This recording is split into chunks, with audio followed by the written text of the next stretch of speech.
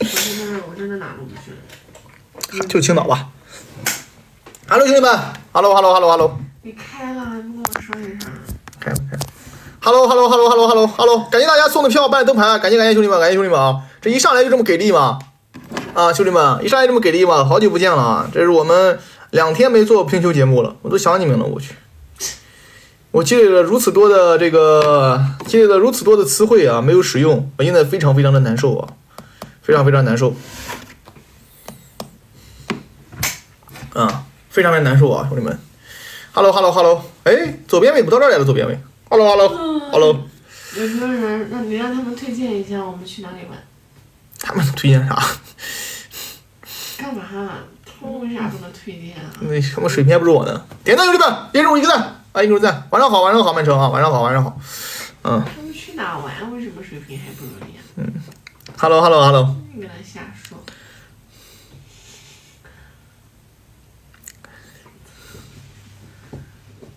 去曼彻斯特。老特拉福德明年去吧。洛阳不去，重庆。曼彻斯特烟台。老特拉福德明年去吧。曼联水晶宫播啊，哦。播的啊。成都我来看一下。哦，对，成都 MSI， 但是呢，我这个有时间的时候，他那个 MSI 打完了啊，我那个 MSI LOL 世界赛啊，对，那个打完了，我基本上就只有6月份有这么10来天时间啊，因为马上欧洲杯嘛，欧洲杯估计还有一些节目的主持工作什么的啊，到时候我们到时候再说吧啊。我们先解决锦囊，山东烟台，也是一个海边城市啊。然后我们先从这个锦囊开始啊，切尔西下赛季展望，来自昨天叫秋城的锦囊，保4争冠，切尔西，好吧。我一直对我车还是比较的认可的，我就认为啊，车子还是可以的。是这个赛季只要能再买个中锋，买个前腰，我是觉得切尔西以他现如今这个没伤病的情况下，是吧？保4争冠，哎，还是有很大机会的。明年啊，保4啊，保6争4吧，啊，保6争4，是吧？这个球队呢，这个天赋还是有的，一出屏幕的天赋啊，就是上下线不太明了啊，应该还是有一定机会啊。尊重切尔西吧，啊，绝对尊重。于容颜出奇，曼城需要吉马良斯吗？需要啊，需要。吉马良斯这个球员呢，他现在对于所有在6号位需要轮换的，包括6号位需要双6号位的啊，包括需要后腰的，他都蛮好的。吉马良斯啊，第一，作为6号位，他非常称职，因为他够脏，够铁血，基本上在6号位的位置上啊，他就能踢，对吧？一个6号位，我们讲的叫铁血防守是吧？啊，这个叫做铁血护腰，对吧？够硬朗啊！如果在对手，那么你觉得他是个；如果他在对面啊，你觉得他是急处；但如果在你自己这边，你会觉得他是急神啊！因为这种球员的曼城还是比较需要的啊，在中场能跟罗德里打轮换，还能跟罗德里打双护腰，是吧？啊，所以说曼城需要吉马良斯吗？我觉得还是蛮需要。这个球员是一个好球员，不光曼城需要啊，包括利物浦，是吧？包括曼彻斯特联啊，包括这个叫做巴黎圣日耳曼，是吧？包括这个叫做巴塞罗那，是吧？巴塞罗那，包括这个就除了阿森纳现在可能后腰上不太需要啊，你包括纽卡，是吧？这些球队还都是蛮需要吉马良斯这样的球员的。切尔西呢，由于砍太多了，切尔西倒是不太需要啊，曼城弄一个铁血的不蛮好的嘛，我是这么觉得啊。我觉得一个球队呢，反正踢得都太干净的，真没什么，虽然不是什么坏事儿，肯定是一个好事儿，对吧？如果一个球队踢得干净，我们不能批评他。如果你踢得太干净了，蠢货，那肯定是这个不好的。但是呢，一个球队踢得脏一点，丢人吗？肯定也丢人啊。但是呢，一个球队太干净或者太脏都不太行，我觉得折中一点比较好啊。如果说能够在这个位置上找一个相对来讲脏一些的球员啊，能够铁血一点的，对于曼城来讲不是坏事儿啊，不是坏事儿。曼城其实踢得很干净啊，太干净了。胖总送的300电池啊，如何评价尤文的伊尔迪兹这赛季表现和他未来的前景？伊尔迪兹我夸他很多次，啊，我这个赛季看尤文图斯比赛啊，在之前看的很多，但是赛季末看的就相对较少，因为赛季末崩盘了，也包括这个感觉阿莱格里可能是要离任了之后呢，他整个球队的更衣室氛围很难看啊。比赛呢跟罗马控球率才30%多，昨天才30%多的控球率，跟罗马什么球队啊？啊，虽然1-1对吧？啊，所以说我觉得尤文图斯呢这个球队呢，现如今他在进攻上的打造确实有点离谱了。那么阿莱格里之下呢，这个伊尔迪兹呢非常的具有想象力和创造力啊。他在现如今尤文图斯的边路啊，包括边中路啊，他是有很强的组织配合能力的啊，非常灵敏啊。这个球员我目前为止还是比较看好，但是未来呢还是要根据打磨和配合，还有看他的这个想法。为什么呢？因为足球是这样的，是这样的，就是这种灵性的球员是最容易踢出来也最容易废的。就这种球员就是他最容易踢出来，但是他也最容易废。为什么呢？因为他所谓的灵性啊，这个东西并不能作为一个硬性的标杆啊。所谓的灵性，就是灵性的东西最容易被泯灭。他不像这个姆巴佩啊、哈兰德这种球员，他基本上你看他基本上不受伤，完全能踢出来。为什么呢？因为他就算没脑子，他也能踢出来，不用脑子。对于这些球员来讲，他的这个，就对于这些球员来讲，他的足球理念相对来讲对于这个姆巴佩、哈兰德来讲，他的足球相对轻松一些，他只要用身体有速度，他就能完成自己的一些基础功能啊。所以说，我是觉得啊，伊尔迪兹这个球员还是需要看下一任教练员的啊，姆巴佩啊、哈兰德，只靠身体素质他就能踢出来，他很简单，对吧？姆巴佩和哈兰德的足球，我说实话，如果我有哈兰德的足球，如果我有哈兰德的这个身体素质，是吧？我不说能踢到哈兰德这样，我感觉我去五大联赛混一混应该没问题，能理解我这个意思吧？对吧？如果我是有哈兰德这个身体素质，对吧？我不说我他妈去五大联赛，我跟哈兰德一样牛逼啊！我去五大联赛混一混，是吧？我就踢个法甲，应该没问题啊，对吧？啊，所以说这个身体素质这个东西还是会影响这个球员下限啊，是蛮强。下一个啊，叫做点赞评论1日5一个赞，我爱吹小牛。我萨拉赫人迷，我忍不住了。昨天的飞机我都能进。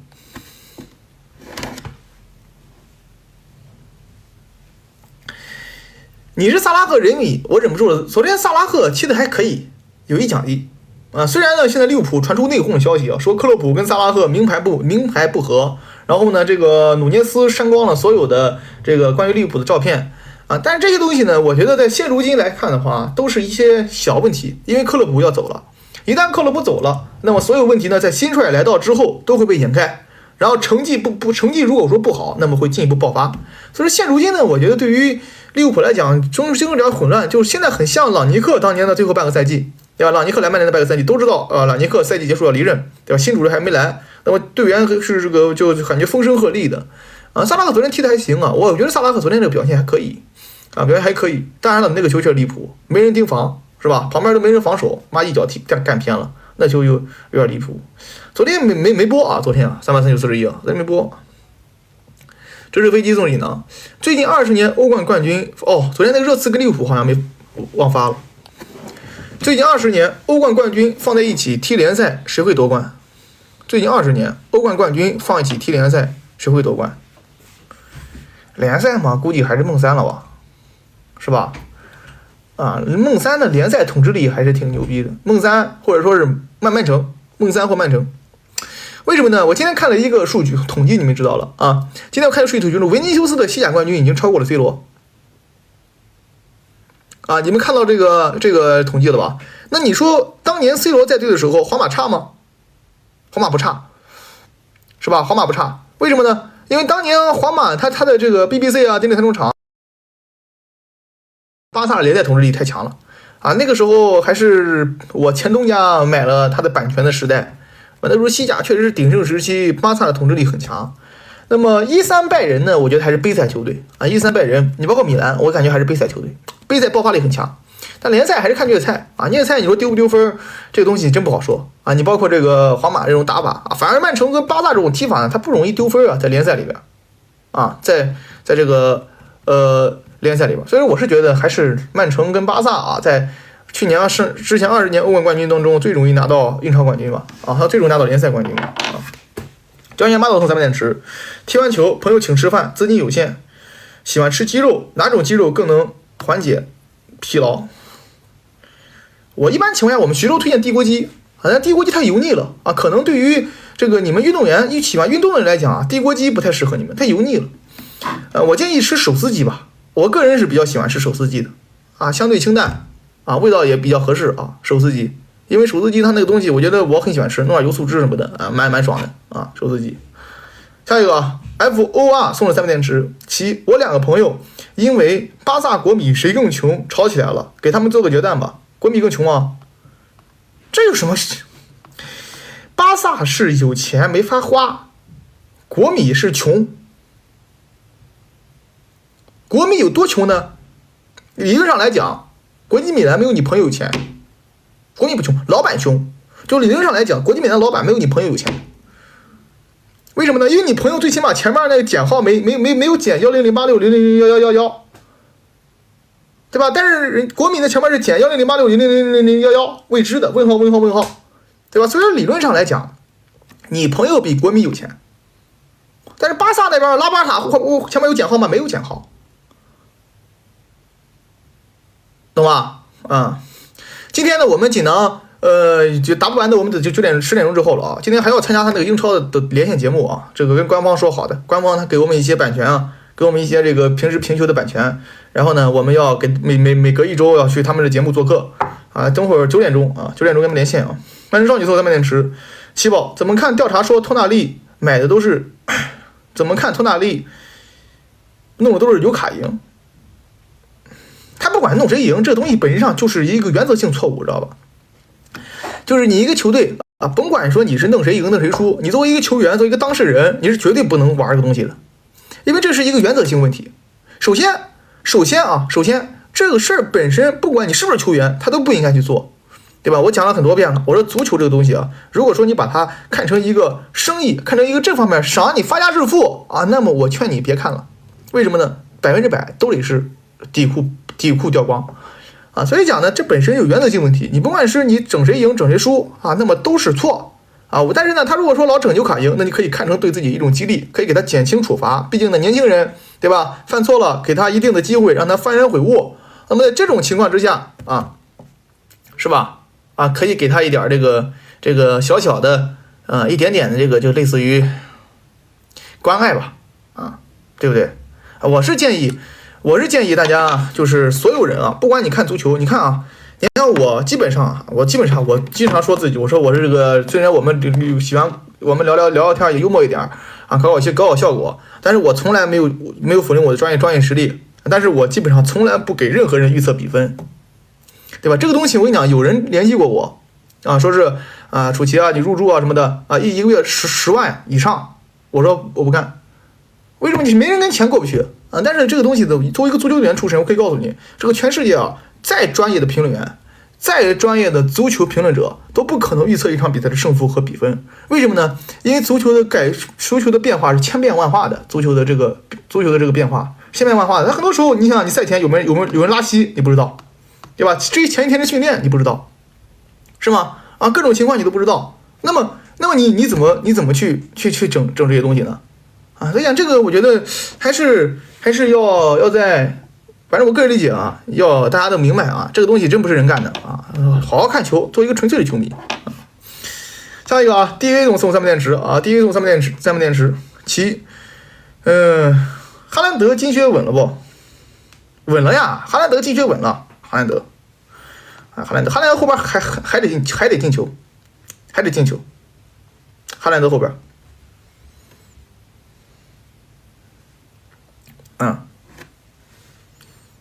哈兰德进球后边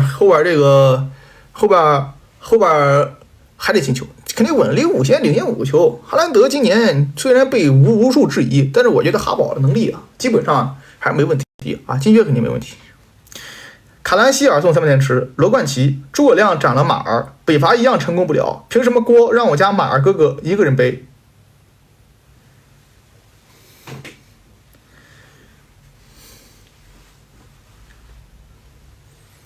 确实啊，我也这么认为的，呀，对吧？啊，凭什么？我也是这么想的呀。啊，但是现在呢，就是诸葛亮现在想保马儿啊，已经把这个马儿保下来了。现在马儿没被卖，也没被斩涨了再说，涨了我肯定要喷两句的，我要喷两句这个诸葛亮的。你这玩意儿马儿又不是马儿的锅吗？马儿对吧？我觉得还是挺爱切尔西的啊，不是马儿，我觉得还是挺爱蜀国的呀啊，对蜀国我觉得还是忠心耿耿，赤胆忠心是吧？而且也不是他的问题啊，就是场上的嘛，就是打法上可能确实现在他不在的时候，你可能打法上有转换，对吧？但是其实跟他还是没有关系，没有问题的。我是认为跟马儿的关系呢有，但是主要不是他能力问题，是打法问题。你在他在的时候呢，把他定位改一改，是吧？我是觉得啊，这个诸葛亮不能斩马儿，现在也没斩呢啊，没斩呢啊，别瞎搞，现在还没斩啊，现在这个还没斩呢啊，你们弄得跟真的假，弄得跟真的一样，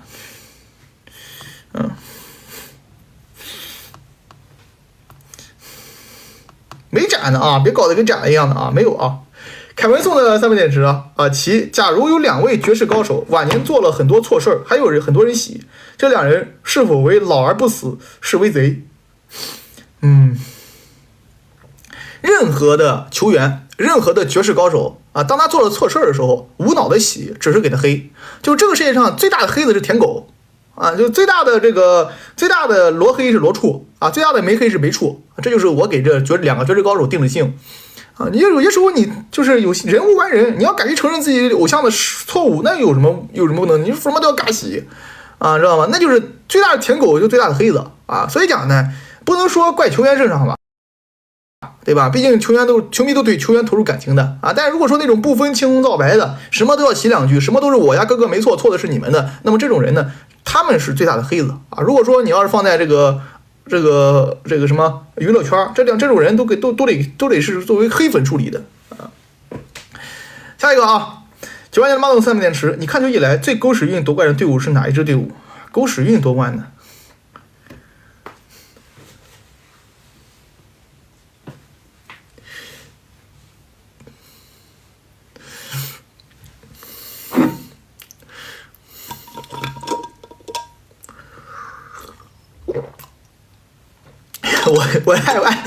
我什么都没说啊，我就这么一笑，他说我车黑，我什么都没说啊，我就这么一笑，我一句话都没说，我就这么一笑，他们就开始刷我车黑说的，我笑了吗？我就这么一笑，我一句话都没讲啊，我说什么了？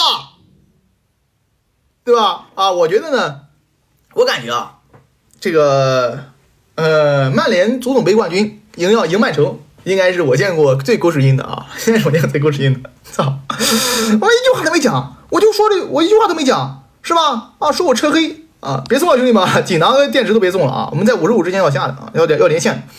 我姓纯，叫我装送3分点池。分析一下利物浦下赛季锋线你怎么看？努涅斯、若塔、迪亚斯未来怎么样？努涅斯我觉得蛮好的呀，我是觉得努涅斯这个球员还是很有天赋的。现在巴萨巴萨又来了，巴萨又来了。巴萨又对努涅斯有意，巴萨这狗东西天天又等着别人球队出内讧，啊，是吧？巴萨这狗东西啊，努涅斯现在不是删光了这个所有的这个社交媒体吗？关于这个利物浦的，是吧？啊，巴萨就说了啊，他对努涅斯有意啊，可以租借，可以租借。哎呦，笑死我了啊！笑死我了，可以租借是吧？可以租借啊，可以租借这不怎么说呢？我觉得努涅斯呢，今年确实赛季末的射门上差了点啊，但是呢，这个球员除了射门之外都是顶配啊。利物浦可以给时间，努涅斯、迪亚斯和萨拉赫和迪亚斯，我觉得萨拉赫明年留不留不知道啊。努涅斯、迪亚斯，如果说右边锋都再买一个内托，类似于这样的球员是吧？我觉得还可以的，包括贝利啊，是吧？啊，包括若塔啊，我个人感觉利物浦的锋线应该没什么问题啊，应该没什么问题。直冲银河系的只送3分点池。如何看待努涅斯删除了圣梅所有利物浦的帖子？真的要走了吗？有啥合适的下家？不会走的吧？怎么可能走的？你觉得他会走？那是因为你没经历，你们利物浦经历这种事儿经历的少了，知道吗？越这样就走不了，我感觉走不了的。我觉得努涅斯利物浦不会放的，你把他放走。就你现在这个财政情况，包括你亨利这个情况，你买谁呢？对吧？你说哪个球队的中锋，现如今符合你这个叫做符合你现在利物浦的要求呢？对吧？我是觉得不行的，我还是比较喜欢努涅斯的啊，有一讲一啊。下一个啊，有的锦囊我们打不完的，我们可能得明天啊。小易送可能得就晚点啊，10点左右吧啊，等那个连完线参加他们节目啊。哈弗茨目前踢中锋踢那么好，还有必要买中锋吗？帕蒂打停停，下窗要买个8号位解决推进问题，让莱斯回到6号。如果买的话，推荐谁？吉马良斯怎么样？帮我发下小黄。吉马良斯是后腰啊，吉马良斯是6号位啊，他打6号位，让赖斯推到8号位是没问题，因为赖斯是有推进啊。那么如果说你现在这个情况，哈弗茨中锋踢得好，买中锋解决的是恩凯迪亚的问题，不是解决哈弗茨的问题。买个中锋来打轮换，解决的是恩凯迪亚，把恩凯迪亚送走，恩凯迪亚是不能用了，这个球员我感觉没什么用。然后呢，这个帕蒂打停停，你要是买8号位的话，6号位就吉马良斯，8号位我推荐巴耶拉，我觉得巴耶拉其实应该蛮适合阿森纳的，巴耶拉、厄德高、哈弗茨，是吧？然后赖斯拖6，应该也可以，粤菜什么的没毛病，应该啊，巴耶拉可以啊。沃特金斯买不起啊。水晶宫曼联波，弗雷迪送了3点池，成为球星的路都是坎坷，很喜欢努子，希望他不要放弃。我也是，我也很喜欢努涅斯，我喜欢一切勤勉有个性的球员啊，我喜欢一切这样的球员啊，就是勤勉且有个性，这是我对于球员。你看我一般情况，你看我对雅克松其实也是不乏表扬的，是吧？我经常表扬雅克松啊，经常表扬雅克松，努涅斯我也是经常表扬的。是吧？所以说我是对这些球员呢，我还是蛮喜欢。你到安东尼现在，我觉得态度不错之后，我也喷的少了，对吧？之前我喷安东尼喷的很多，之前我是暗黑之心，之前我这天天黑东尼，对吧？我记得去年暑假那个时候安东尼还有很多人表扬他呢，我天天黑他。现在呢，有黑他都黑的少了。我觉得我这个人比较喜欢这种勤勉有态度的啊，有个性的人啊，所以讲呢，我还是对安东尼我也现在喷的也比较少啊。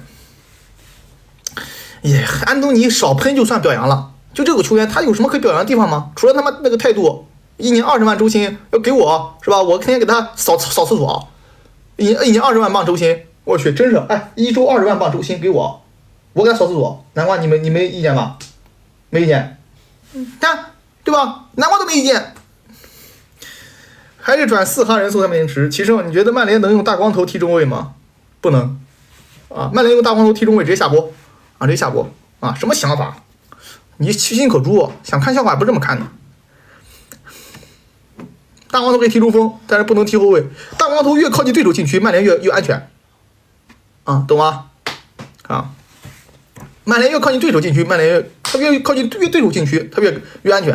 啊，下一个啊，Y 吃小牛啊，下一个这个。WI 不要送了，我们等会还要连线呢，兄弟们啊，等会跟丁香脱口秀要连线啊，等会连完线大家再提问啊，这个还有剩呢。合同剩5天，高层不连续续约，联系别队算背刺吗？合同剩5天，高层不联系续约，我跟你讲，合同剩半年，高层不联系你不跟你续约，你走人就绝对不算背刺了，就算是这个俱乐部对不起你。哦，你不整我舔狗苦哈哈，这样吐舌头等你续约啊。对吧？半年之内你不找我续约，按非法规定我就可以找别的球队联系合同了，我是合理合规合法，对吧？那我不是舔狗吗？哦，对吧？啊，恋爱试用期我在原地等你啊，那想的真美。还有3天我马上没工作了，没工资了，我不得找外边跟人外边这个整点合同啊？这是业余 ISPY。曼联今晚中卫咋办？炮口搭谁？凌家望月，曼联今晚能赢吗？首先曼联必胜，不可能输。其次。曼联今晚中卫可以用卡塞米罗，不知道王凯拿回来没？等我看看吧，可能上青训吧。水晶宫这个球队随便打，曼联今天晚上赢水晶宫也没问题，正好赢水晶宫备战阿森纳，对吧？啊，今天我感觉随便踢吧，啊，立马可能也回来了，应该打水晶宫没问题，应该没问题，我感觉没问题，对吧？上点青训小孩练嘛也可以吧，反正现在没什么压力了，啊，好吧，好，兄弟们，我们先连线啊，先下一下连线啊，等会儿这小黄把所有锦囊先截了啊，给你10秒钟时间。然后截完图，我们这个等会儿10点钟他参完节目，我们再把这再答啊，参完节目再答啊，先下啊，截了吧。我也调一下，这怎么弄啊？我第一次搞，我都不会搞，要命了。你现在的声音我觉得 OK。好的。有耳机吗？好像有点回声。好问题。咱就说设备实在太拉了，什么都没有，真的啥都没有，完了，完犊子了，我没耳机，很难受。倒还好，现在还好，刚才有一点回升。我估计是把它卡得太死了，现在这样应该会好一点点。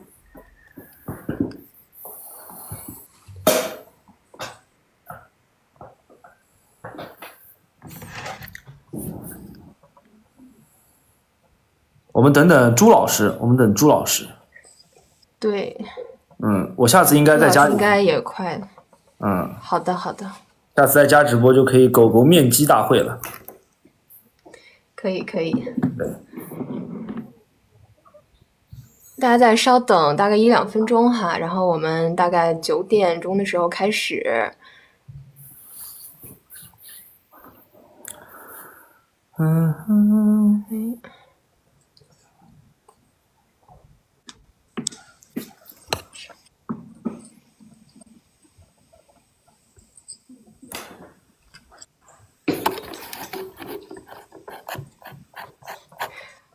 你们都在 Q 奇哥啊，大家有没有什么想要今天让几位老师来聊的？可以在我们开播之前打在咱们的弹幕上。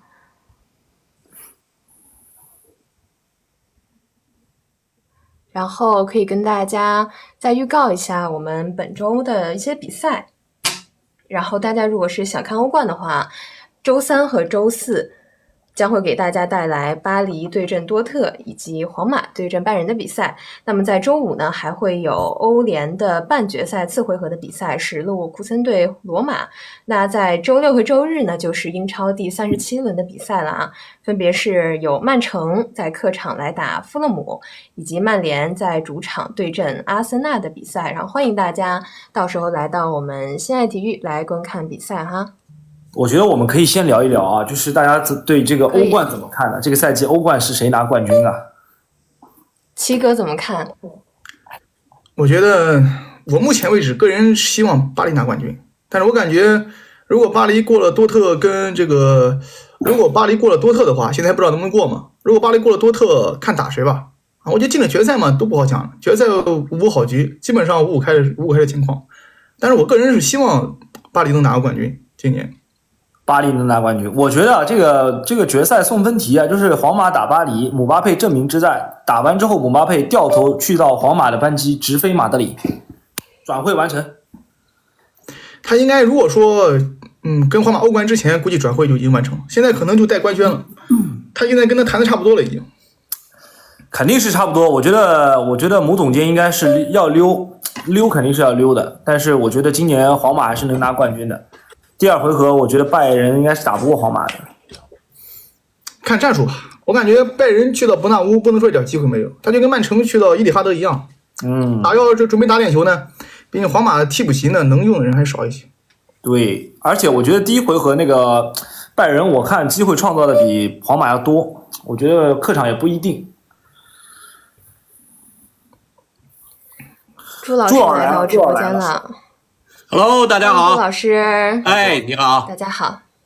那我们直播节目就开始了啊，然后今天呢又是在每天晚上周一的9点跟大家来见面了。然后现在呢，我们是第9期的节目，然后同时呢要跟大家说一下，我们这档节目呢是围绕着每周英超的一些比赛哈。然后今天我们的嘉宾呢再给大家介绍一下，分别是足球评论员朱一鸣老师，以及大家非常喜欢的王楚奇奇哥，还有呢我们心爱解说天团的解说员高继民老师。欢迎3位嘉宾来到真，然后大家呢可以给3位老师点一点关注，同时呢也可以给咱们心爱体育来点一波关注哈。然后今天呢在我们的直播期间呢会给大家继续发放福利，分别是3个世界杯的训练足球，以及3个世界杯的吉祥物公仔，然后大家可以点一下咱们左上角的福袋，稍后就会给大家来发放了。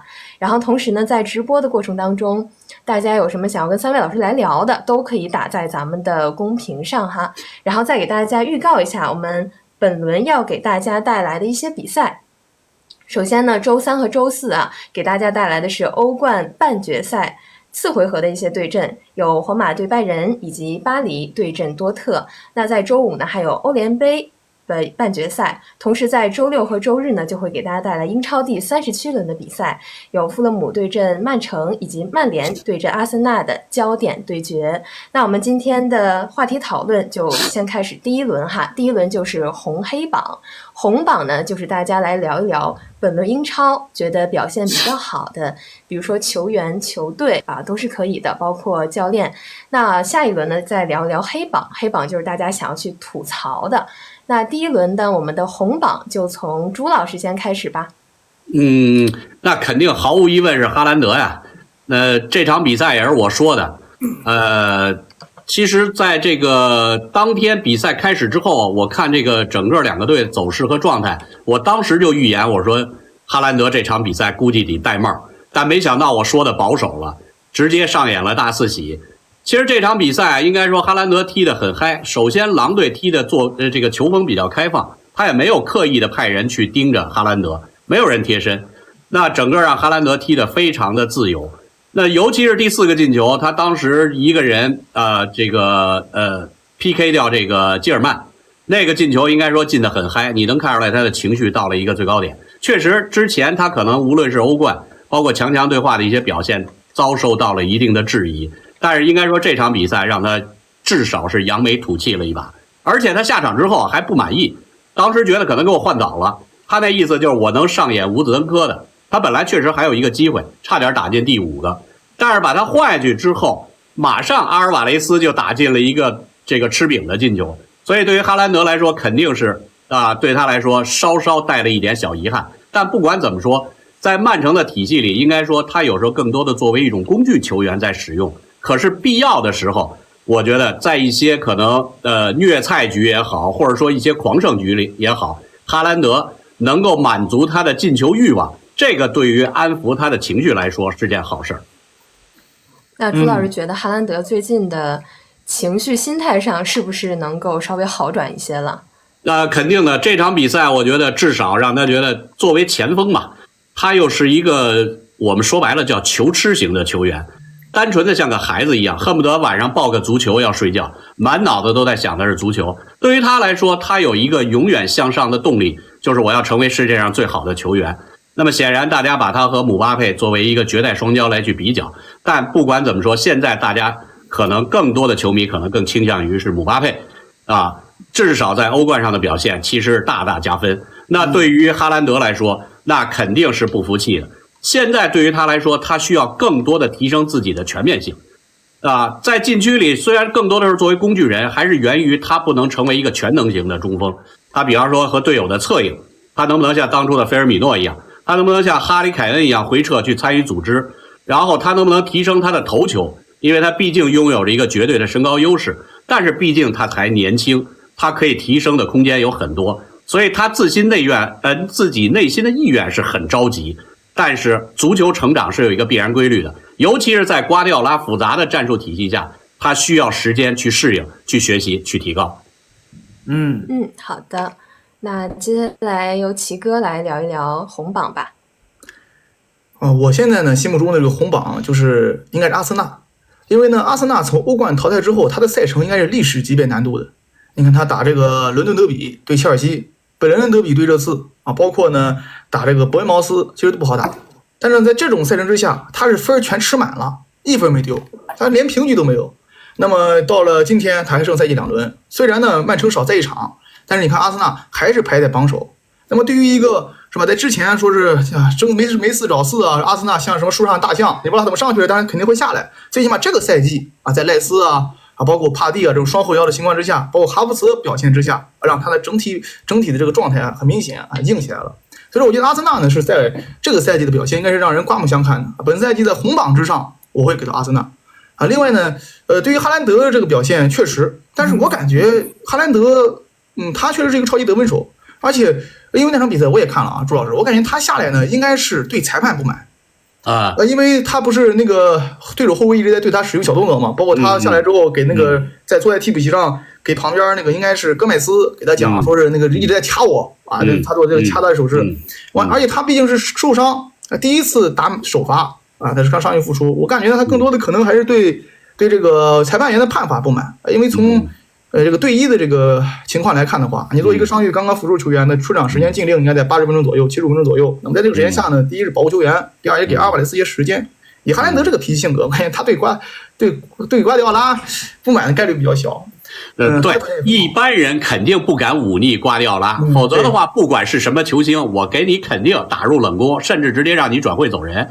他还没有现在资本和脾气说叫板瓜迪奥拉，但是他在场边，我就说从他下场的时候，然后那个表情一直跟到他在了替补席，然后包括摔那个胶布，我就说他那个时间是有点长的。当时我们也觉得可能解读说你对于裁判对于基尔曼的不满，那但是他那个时间我们就觉得啊稍稍长了一点，有点不太正常啊。当然这只是我个人的一个解读啊。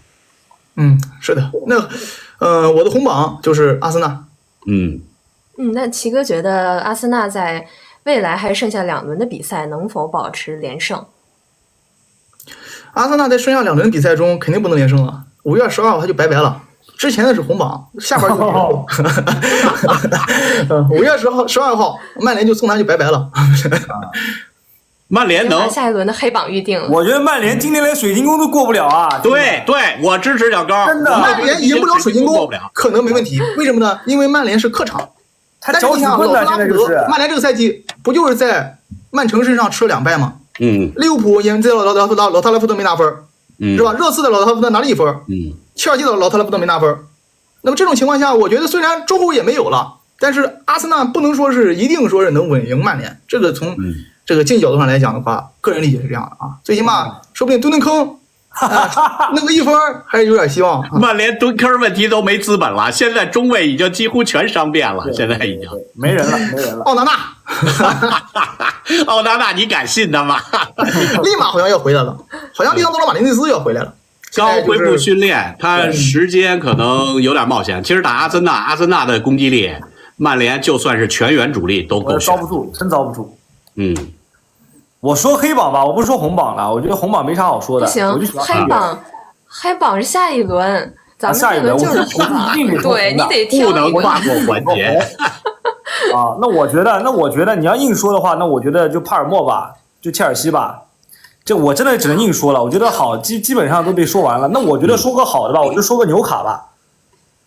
好吧，我说个纽卡，我觉得纽卡这个赛季啊，我不知道大家对纽卡怎么看的。我对这个纽卡这个赛季是非常非常看好的。但是呢，他欧冠出局，包括那个联赛打到现在，进不了这个欧冠前4，我觉得就是因为伤病的问题，受伤受的太多了。他最近2轮状态又开始好起来了。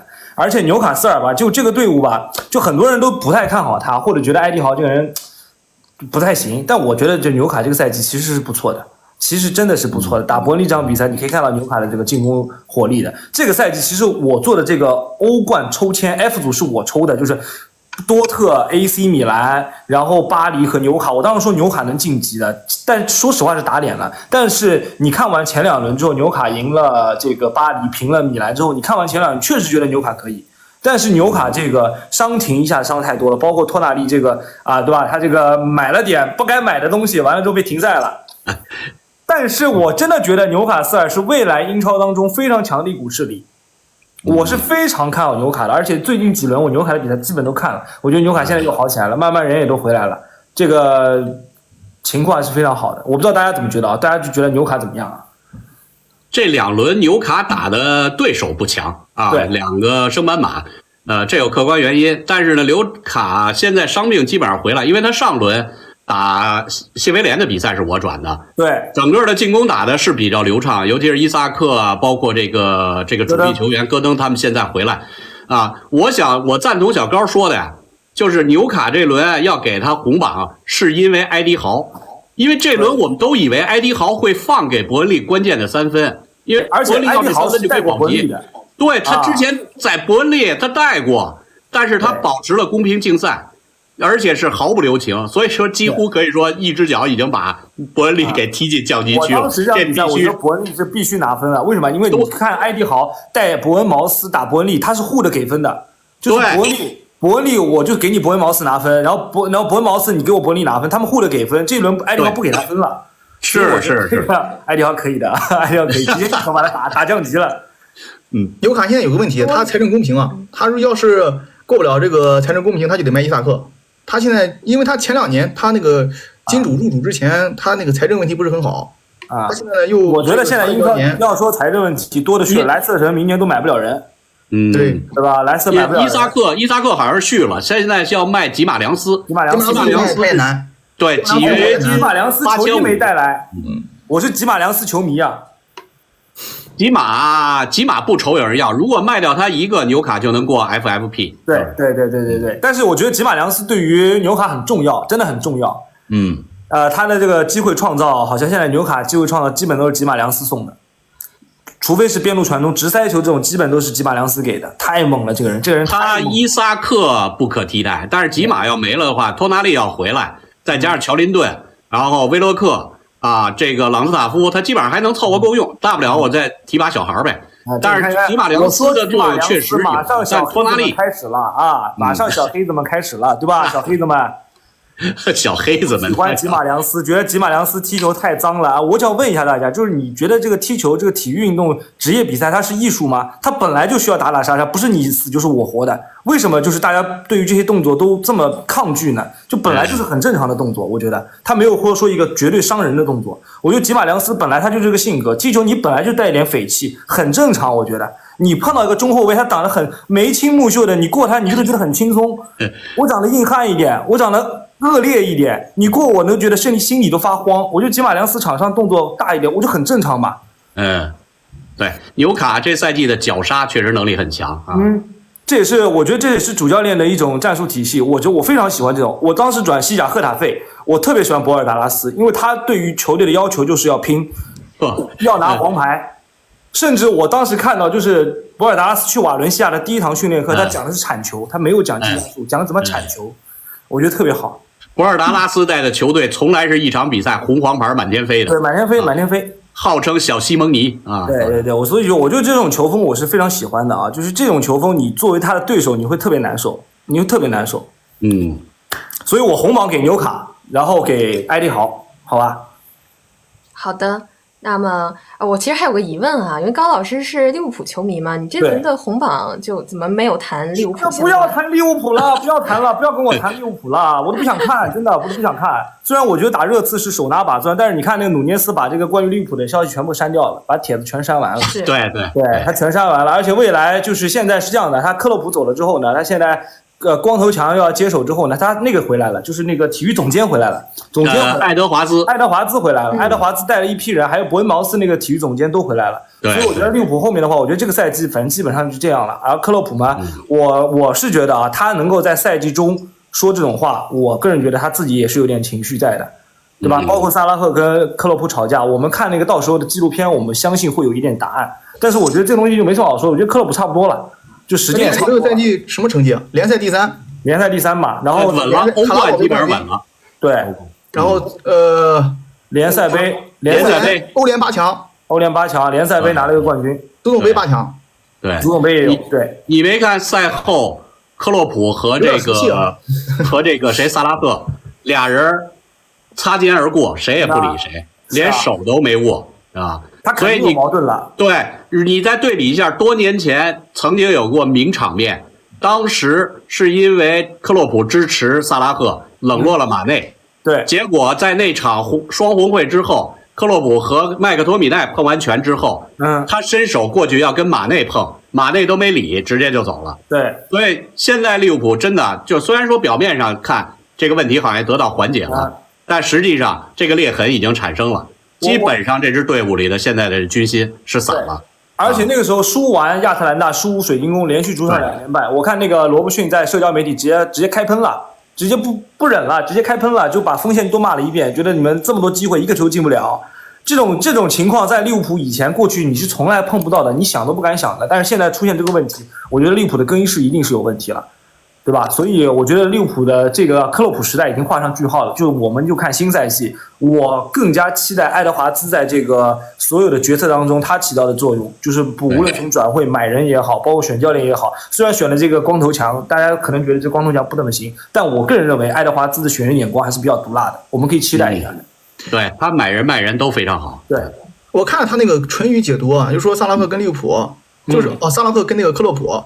就是克洛普告诉萨拉赫，就是说你为什么不快一点？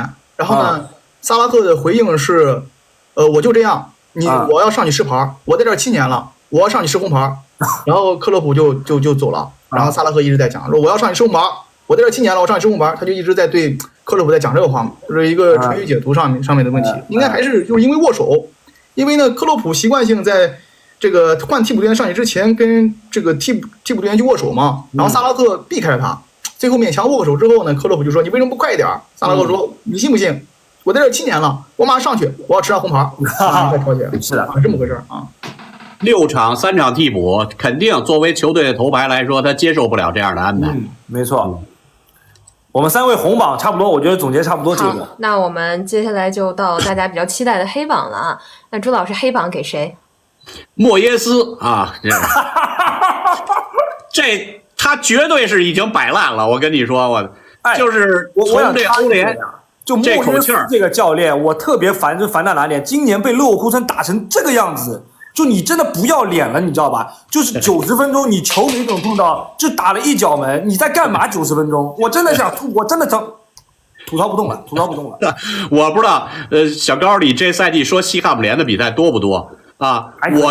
我跟你说，就是他的战术打法真的已经是落后时代了。他跟这个穆里尼奥差不多。他放弃掉控球，他退这个低位防守，然后靠前面的个人能力啊，队员的个人能力，库杜斯、鲍恩啊、安东尼奥，去直接利用他们的速度、身体去冲击，就是打反击。但是这种打法啊，属于后面根本守不住，无论是祖马、阿格尔德呀、什么马夫洛帕诺斯啊，根本就不行，后防跟筛子一样。然后自从他知道已经不续约，要走人，基本上他就用这一套阵容打天下，欧联联赛都不轮换。对，长期打比赛的就那13个人，那你说其他的年轻队员或者替补谁给你卖力啊？对吧？包括还有错误的引援，引了曼城那菲利普斯，这球迷应该知道，这哥们儿自带点球和红牌属性或者丢球属性。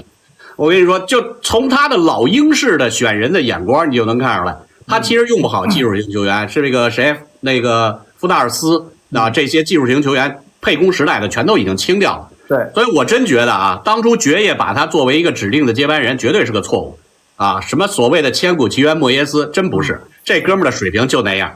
现在这个摆烂，你说昨天输了一个惨败，切尔西，对吧？场面上就真的是毫无还手之力，都能看出来队员心思基本上都已经奔方家去了。所以我觉得这必须要给他挂一大黑榜啊！是。那好的，来齐哥来聊聊这轮的黑榜给谁吧。那我肯定给热刺呀，热刺这球踢的现在太业余了，我去。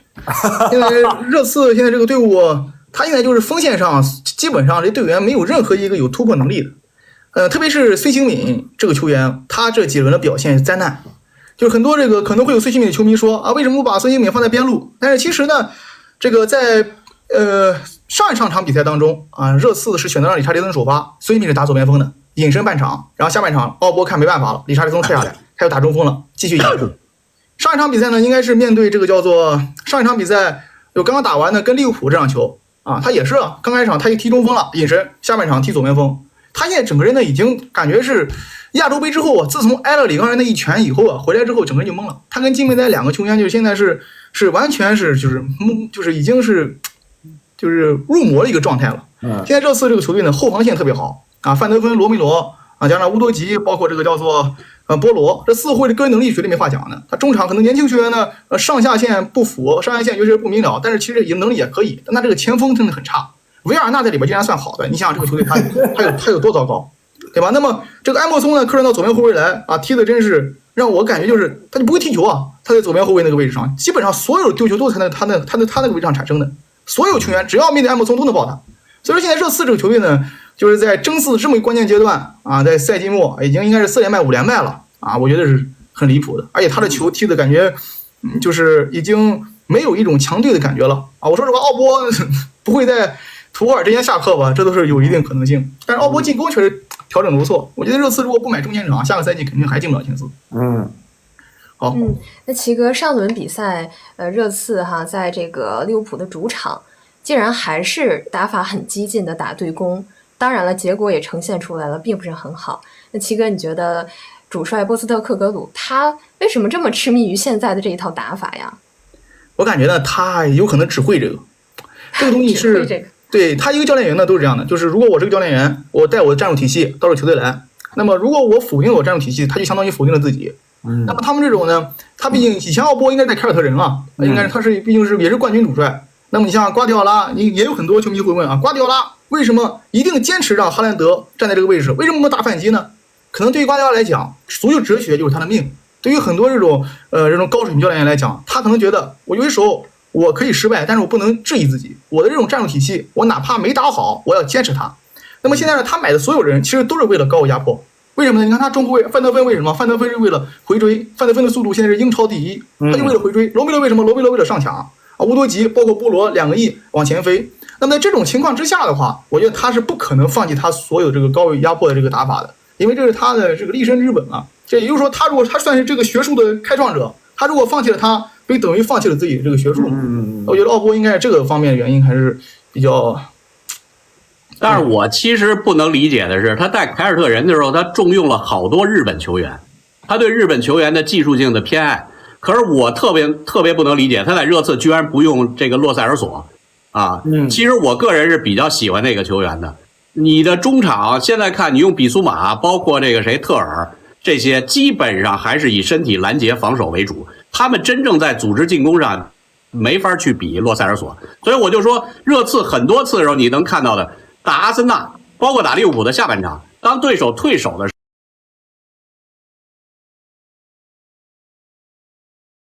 候，需要你阵地战进攻的时候，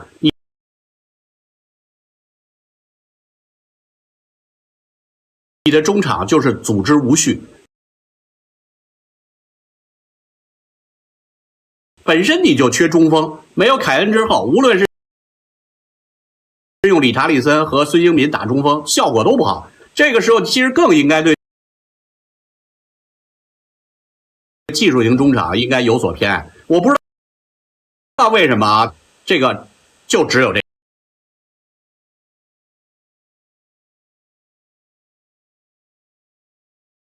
一套，而且这是他登陆英超的第一个赛季，说白了就是赛季初期这个战术的红利吃的差不多了，大家对你半个被打回原形了。好的，那高老师黑榜给谁？我觉得先就补充一下，我觉得热刺这套打法的话，首先第一，我个人认为波斯特克格鲁下赛季应该还是会带热刺的，因为你看这个波切蒂诺下课之后，热刺这么多主教练，你看哪个能看的？没有一个能看的，只有波斯特克格鲁一个人，他来了之后呢，把热刺算是捏合起来了。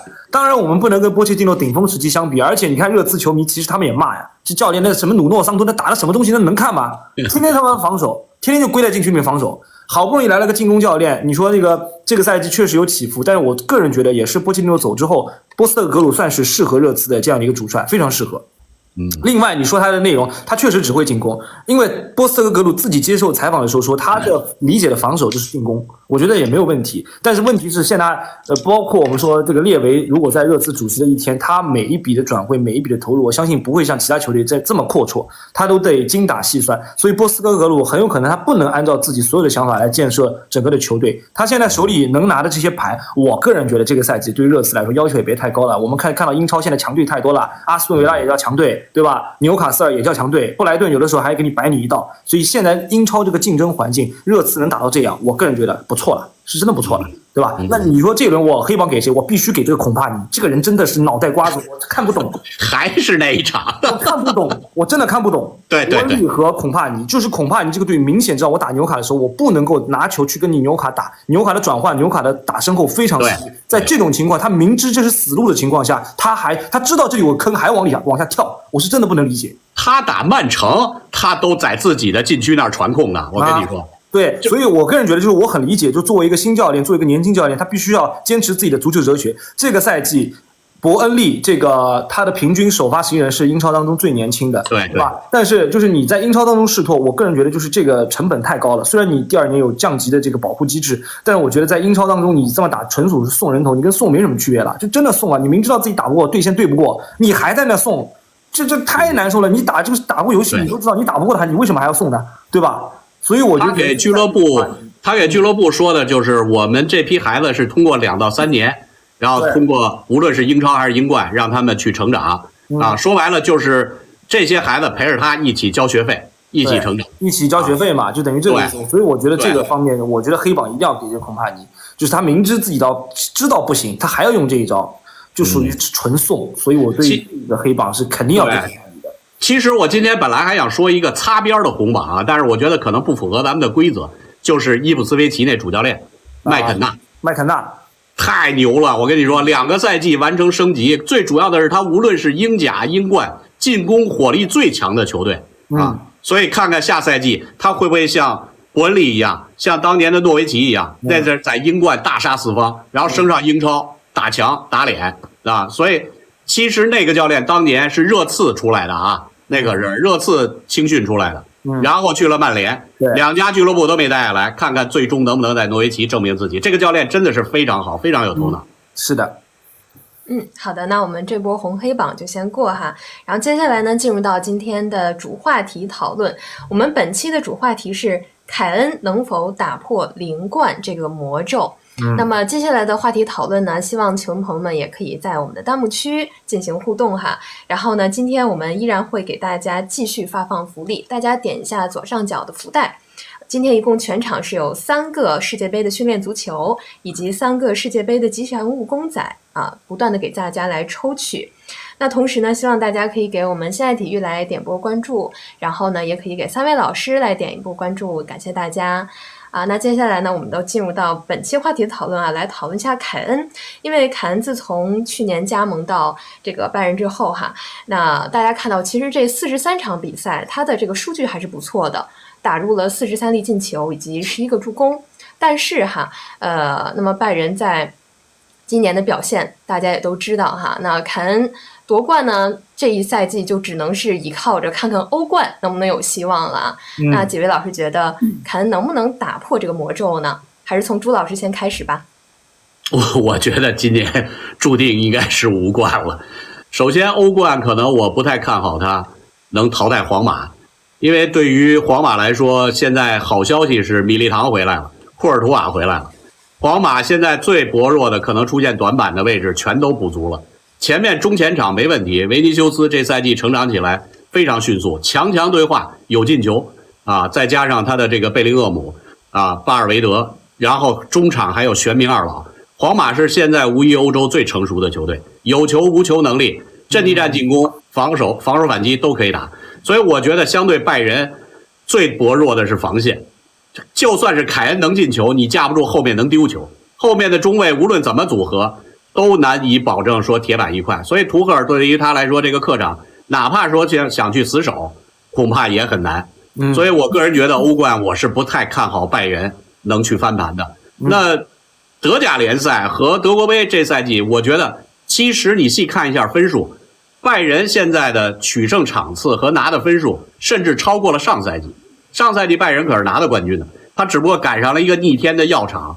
那这个不知道是不是哈里凯恩自带的属性，0冠属性，导致了这赛季药厂放眼全欧洲不败的成绩，放到哪个联赛都应该是冠军。那你更何况现在是拜仁，所以我觉得这里面有客观原因的。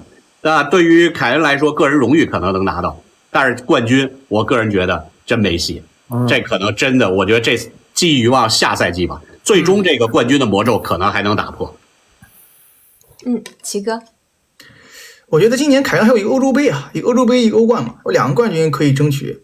那么首先凯恩在拜仁是一定有冠军的啊，这个是我一直以来这个强调一点，就是其实这个赛季呢，拜仁看似是花了大价钱把凯恩从热刺买来，但它其实是一种叫做化零为整的这种做法啊，你最后给他算价格，整个夏窗买的凯恩还倒挣2000万，他就相当于把一帮这个角色球员全部卖掉，然后买了一个凯恩进来。那么上个赛季呢，其实拜仁拿冠军就属于是走了运了，因为上个赛季多特蒙德是最后时刻是吧，送这个拜仁登上了冠军宝座，如果他赢球的话，那么多特是冠军。那么在这种情况之下，你化零为整，那么你整体的阵容厚度和板凳情况会出现一些问题，那么你在联赛里边时不时又遭遇伤病啊，所以说今年拜仁看似他在联赛里好像兵强马壮，但是我们去观察他整个联赛过程，一度是基米希踢中卫啊，所以说这个球队呢，在今年当然图赫尔他自己的问题，图赫尔在联赛中他的战术布置包括更衣室乱七八糟，包括他这个大长老是吧，这个老贺啊，一直对于球主教练的一些批评啊，导致这个更衣室一直不稳。那么这个情况是导致拜仁今年在联赛中崩盘的一个情况。但是在欧冠中啊，我倒是认为拜仁不一定说是一定输皇马。如果过了皇马呢，打巴黎呢，这个也不好说。那么首先为什么说拜仁不一定输皇马呢？因为皇马现在呢是他这个米利唐他应该是不会上，我感觉，因为他回来了，但是我观察他2场比赛状态很差，米利唐也估计他是不会上。然后呢，安切洛蒂呢在发布会上他的表达呢也大概率是要继续使用卢宁。那么在这种情况之下呢，我觉得拜仁如果说用德里赫特加戴尔啊，他做好防守，那么前场呢凯恩啊，包括这个你类似于右边路基米希啊，对吧？我们就重点去把防守重心扎在右边路，如果能够限制空当，因为他在主场是打出去了，打出去之后呢，他把身后的空当留给维尼修斯啊，留给罗德里戈。那如果说我这次我回到主场，我就蹲在里面，像曼城打皇马蹲坑防曼城一样，那么皇马现在他其实也缺乏解决阵地进攻的能力。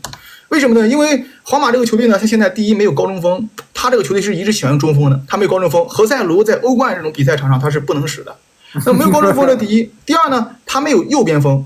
右边锋如果罗德里戈打到右边来啊，罗德里戈其实他的身价自动缩水3000万。罗德里戈打左边锋，维尼斯打中锋，是现在这个叫做皇马一直以来使用的一个战术方法。那么可能普拉辛迪亚斯是一个变量。但是普拉辛迪亚斯呢，现在安切洛蒂也更习惯把它作为后手。如果是0-0这种情况下，或者说1-1这种情况下，我觉得安切洛蒂不一定会用普拉辛迪亚斯。那么双方打点球的概率是有的。那如果点球输了，这个东西不好讲。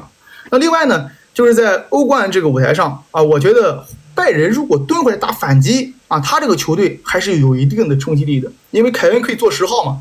凯恩做10号来用，你穆夏拉、萨内的速度其实还是对卡瓦哈尔啊，包括门迪有一定冲击的能力。你包括中后卫纳乔和吕迪格上一场比赛防凯恩的效果其实不是说这么的完美，没有像他前置哈兰德那样给他按死的。所以说欧冠中呢，我倒认为拜仁不是说一点机会没有。当然了，皇马毕竟主场肯定机会大一些。那么再说欧洲杯的话，今年其实我就看好4到5家球队吧啊，就是英格兰、法国队，黑马我觉得有一个比利时啊，再加一个葡萄牙阵容很好啊，再一个东道主德国队。那么法国队太热了，大家都在研究它。啊，所以说英格兰反而是在其中呢，我觉得他中场和前场后场，可能后场稍微差一些，中前场基本上没什么短板。我倒认为英格兰在欧洲杯上啊也是有机会上自救回家吧。啊，所以说不管怎么样，这个希望凯恩在今年能有一个好的结果啊，我觉得他未来肯定会有冠军的。好，那齐哥反倒是觉得可能拜仁今年还是有希望的吧，在欧冠这边。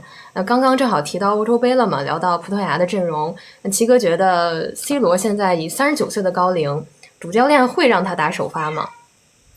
我能不回答这个问题吗？我觉得他一定会首发，好吧？如果说 C 罗不首发，谁看葡萄牙啊？对吧？啊，一定会首发的啊，一定会首发，兄弟们啊，一定会首发的。好的，那我们到高老师了，高老师觉得呢？我跟你们说，就有一句话叫命中有时终须有，命里无时莫强求。真的，他就是没这个命。这个球员是好球员，如果说第一回合不是小棒子，那拜仁那个小棒子叫什么来着？那金敏哉，不是他那2个就是业余到极致的失误。我跟你说，那个第一回合拜仁就过了。那小棒子那2个失误，我真的看了一愣一愣的。那根本不是你的防区，你顶出来干嘛呢？你顶出来把人推倒也算一回事，对吧？那金敏哉反正后面还有一个失误，反正那2个球我送了个点球，然后那个顶出来被那个直接打了个身后，克罗斯直接打了个身后，太业余了，就太业余了。我觉得金明哉好像这个以前在那不勒斯没有踢的这么差的，那场比赛踢的好差，对吧？然后你说这个第2回合，我是觉得这样，因为第1回合拜仁慕尼黑创造的机会要比皇家马德里更多，他的 XG 要比皇马高，明白？真的。XG 要高，但是呢，皇马第2回合有一个问题，就是他第1回合主要爆在哪里呢？爆在穆西亚拉打的那个边后卫巴斯克斯被打爆了。对，巴斯克斯因为他傻停但是那一回合皇马，我看第2回合那谁可以回来了？那个卡瓦哈尔会回来。卡瓦哈尔能回的话，我个人觉得就是皇马的防线上面的话会相对稳一点，而且第1回合其实那个萨内上来有2脚。这个黄金机会，他2个机会一个没把握住，所以我觉得第1回合你要说谁踢得更好，我倒是觉得拜仁踢得更好，对吧？但是问题是，金明在这2个失误太致命了，导致了第一回合丢掉。这第一回合丢了之后，我个人觉得第2回合在伯纳乌的话，皇马的赢面还是更大一些。真的，皇马赢面更大。这个球队他没办法，他这骨子里就是我是欧冠，他刻在我 DNA 里面的，已经没法说，你说不清楚，你知道吗？就说是说第2回合拜仁能有一定的机会，但我个人觉得机会其实没有那么大。我个人觉得皇马还是能过关的。再讲到欧洲杯，那我觉得欧洲杯能登顶也是哈里凯恩，好像是今年这个锦标当中最大一个锦标，很好的一个机会了。我是英格兰球迷，对吧？但我非常希望英格兰队能够在这一届大赛当中夺冠，但是他碰到的阻碍其实挺大的。好在英格兰队的分组其实不错，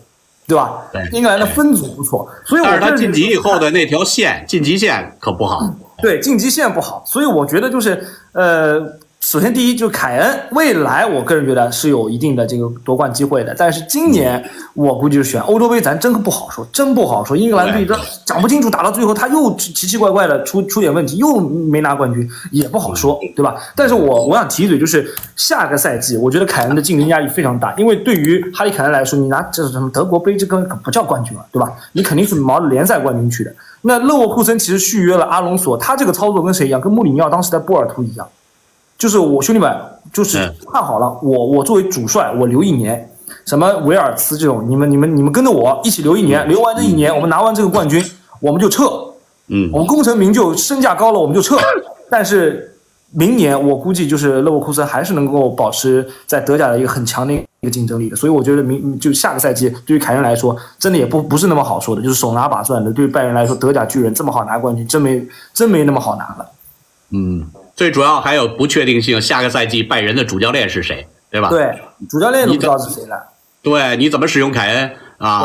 对于药厂来说呢，他可能下赛季的考验是双线作战，欧冠他肯定不能放弃。那这样的话，双线作战对于德甲球队来说，此前吃过亏的狼堡啊，这个多特，对这个门兴各种的这些球队都是出现过很多问题，包括勒沃库森。所以我觉得对于凯恩来说呢，大概率南大王还是南大王，但是还是那句话，现在你要去预测下赛季的德甲冠军，包括今年的欧洲杯冠军，这中间的变量太多了。你欧洲杯一场一场打下去，你现在你也不知道你未来你英格兰队是一个什么样的表现，更何况索斯盖特。英格兰队最大的短板就是他啊，我觉得他真是耽误了英格兰这黄金一代。要是这届拿不着冠军，我觉得他就可以走人了啊！而且我说实话，就英格兰，他其实英格兰代表队他挺轴的，就是他国内的球迷也好，他不太喜欢就是非本土的教练来执教，对吧？当时这个埃里克森来执教的时候，这个成绩还可以，被骂的这什么都不。就天天骂人家，对吧？但是就是索斯盖特呢，他虽然就是也爱蹲坑，但是呢，你不得不说他这个坑蹲的还不错，就你找不出他什么毛病来。他骨子里是防守，对，就是打防守反击，3中卫，要不然就是给你。所以就是看今年他能不能带领英格兰能够登顶这个欧洲冠军。如果登顶不了，我估计后面也没了，也悬了，也没了。又大1岁是吧？对，又大1岁也没了。当然，我觉得因为英格兰后备的储备力量还是很强的，各个年龄层面的这个球员还是非常多的。但是今年确实欧洲杯上面临的这个竞争是比较大的。我觉得德国队我今天挺看好的，为什么你知道吗？就是德国队其实在这个热身赛什么各种各样的情况一塌糊涂的，但越是在前期一塌糊涂，他可能德国队小组赛打得一塌糊涂，但是他在关键比赛中打好。我们去看这个过去打到决赛或者拿冠军的小组赛，一般都打得磕磕绊绊，对吧？过去一般都磕磕绊绊，包括意大利，他现在这个队伍还在整队呢，对吧？说不定能突围成功的。那刚才朱老师还提到了关于拜仁下赛季这个主帅的安排哈，我想问一下齐哥，你觉得滕哈格有没有可能会到拜仁？应该不可能，因为现在曼联我觉得不会放他走啊，因为现在什么呢？就是滕哈格还是1年合同，而且他又降25%的薪，现在只有750万了。那么现在市场上你说还有说这个价格啊，你说只剩1年，对吧？这种容错率最低，那么比他更好的选择基本上没有啊。你现在如果说我去找孔蒂，那最起码三年合同，3年合同，如果说不行，你违约金要不要付？首先滕哈格的违约金你要不要付？750万工资肯定要付的。那么现在孔蒂也不一定给他好使，所以说我觉得曼联这种情况下，除非你拜仁愿意掏钱，对吧？你拜仁说是掏这个违约金，你把他挖走，或者说或者说滕哈格主动辞职，他这个不要这个笔钱了，那么可以考虑。但现在市场上好的选择没有啊！你看我们今年市场上就是已经流落到市场上名帅啊，穆里尼奥呢？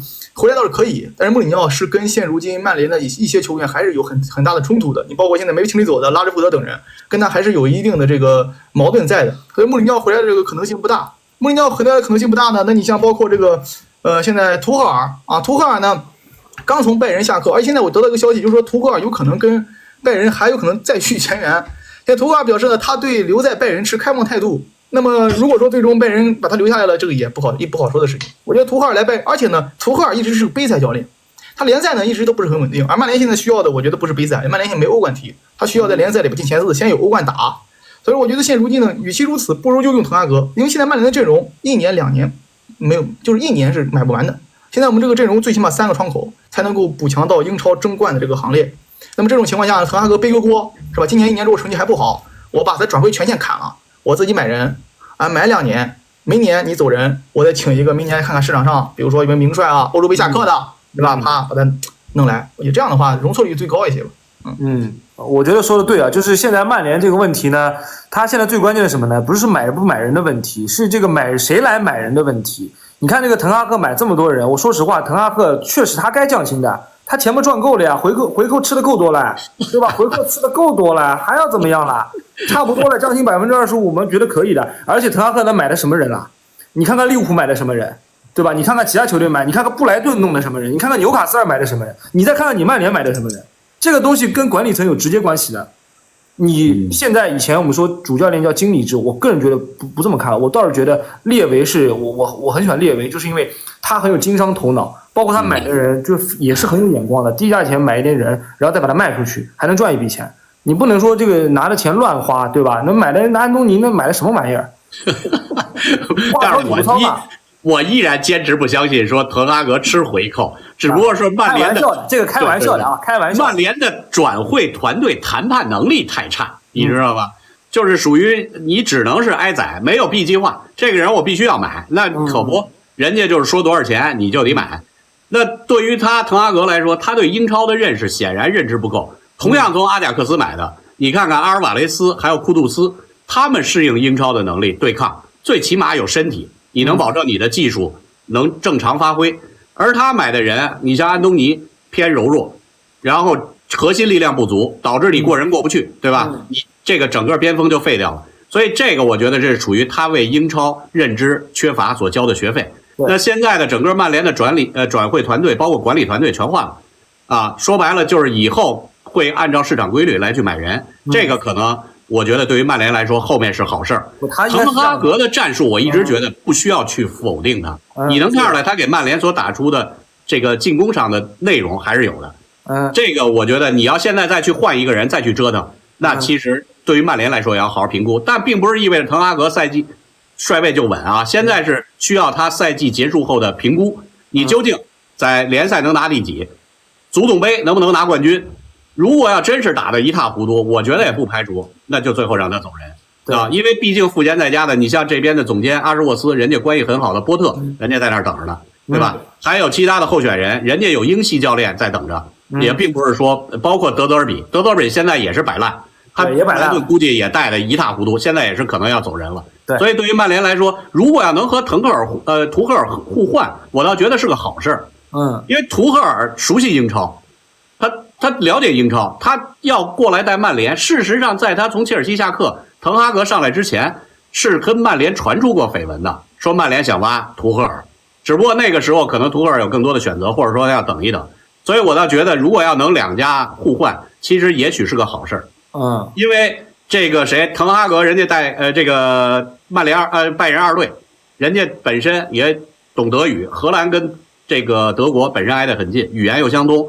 然后又在梯队执教过，然后我觉得他要去拜仁，包括他师从于瓜迪奥拉，这些都有可能去实现他的抱负。而且他这个拜仁的平台比曼联好，他手头的人可以用，能符合他要求。现在曼联说白了，滕哈格可能满眼望去，看不上的队员占一大把，恨不得都想清了。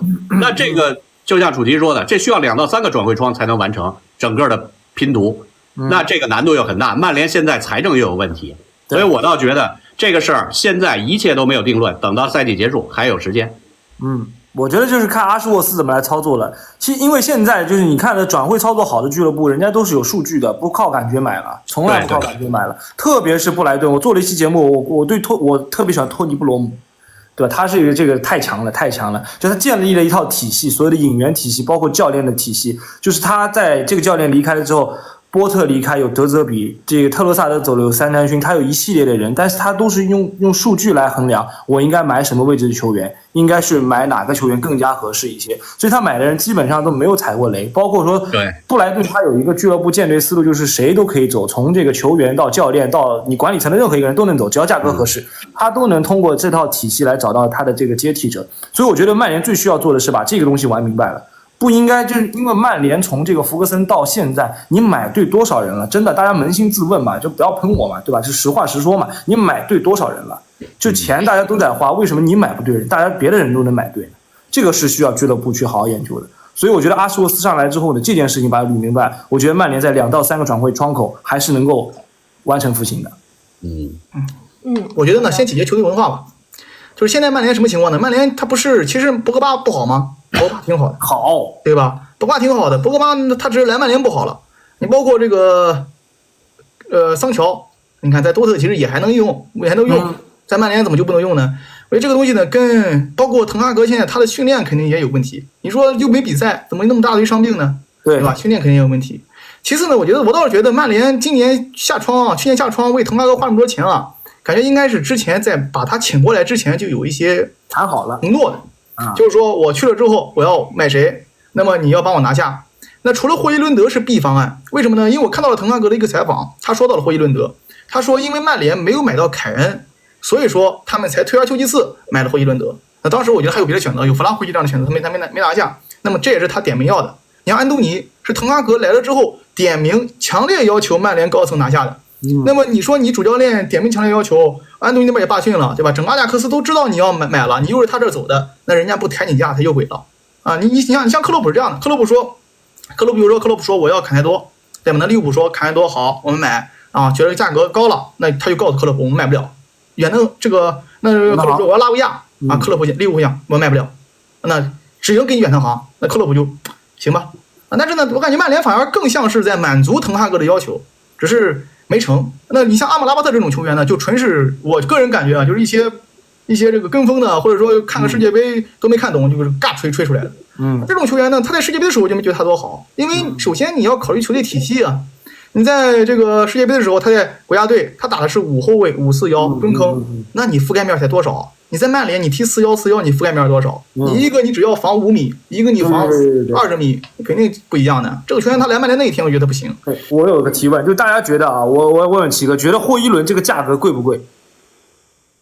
肯定贵了，我觉得太贵了。对，我所以说就是你既然买不到凯恩，大家都知道跟列维的谈判难度很大，你为什么不能把你的转会目标去扩大一下？我就说了，小图拉姆，我一直在说，就这赛季国米买的那前锋，那是免签啊，曼联能签不过来吗？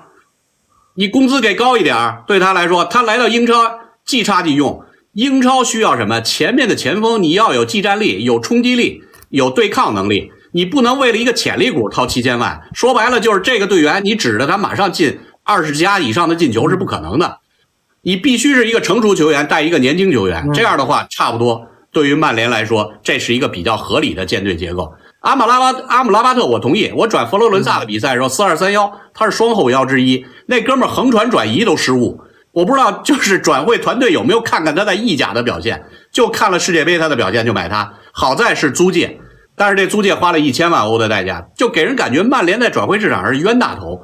然后说到博格巴的真正使用的找到他的说明书的是麦肯纳，刚才我提到的，在打利兹联那场比赛让他打的是左边前腰，那场比赛直接助攻大四喜，毕费戴帽，那是找到他最好的办法。曼联的教练团队是什么？让博格巴打防守后腰，他打不了那大身板，一个人扫荡那么大面积，那不就跟卡塞米罗一样吗？他怎么去防守横截面，对吧？所以这是曼联队内的更多的错误，让这些队员无所适从，包括桑乔是个边前腰的踢法，你把他当个边锋使，让他去担任爆点，他根本干不了这活。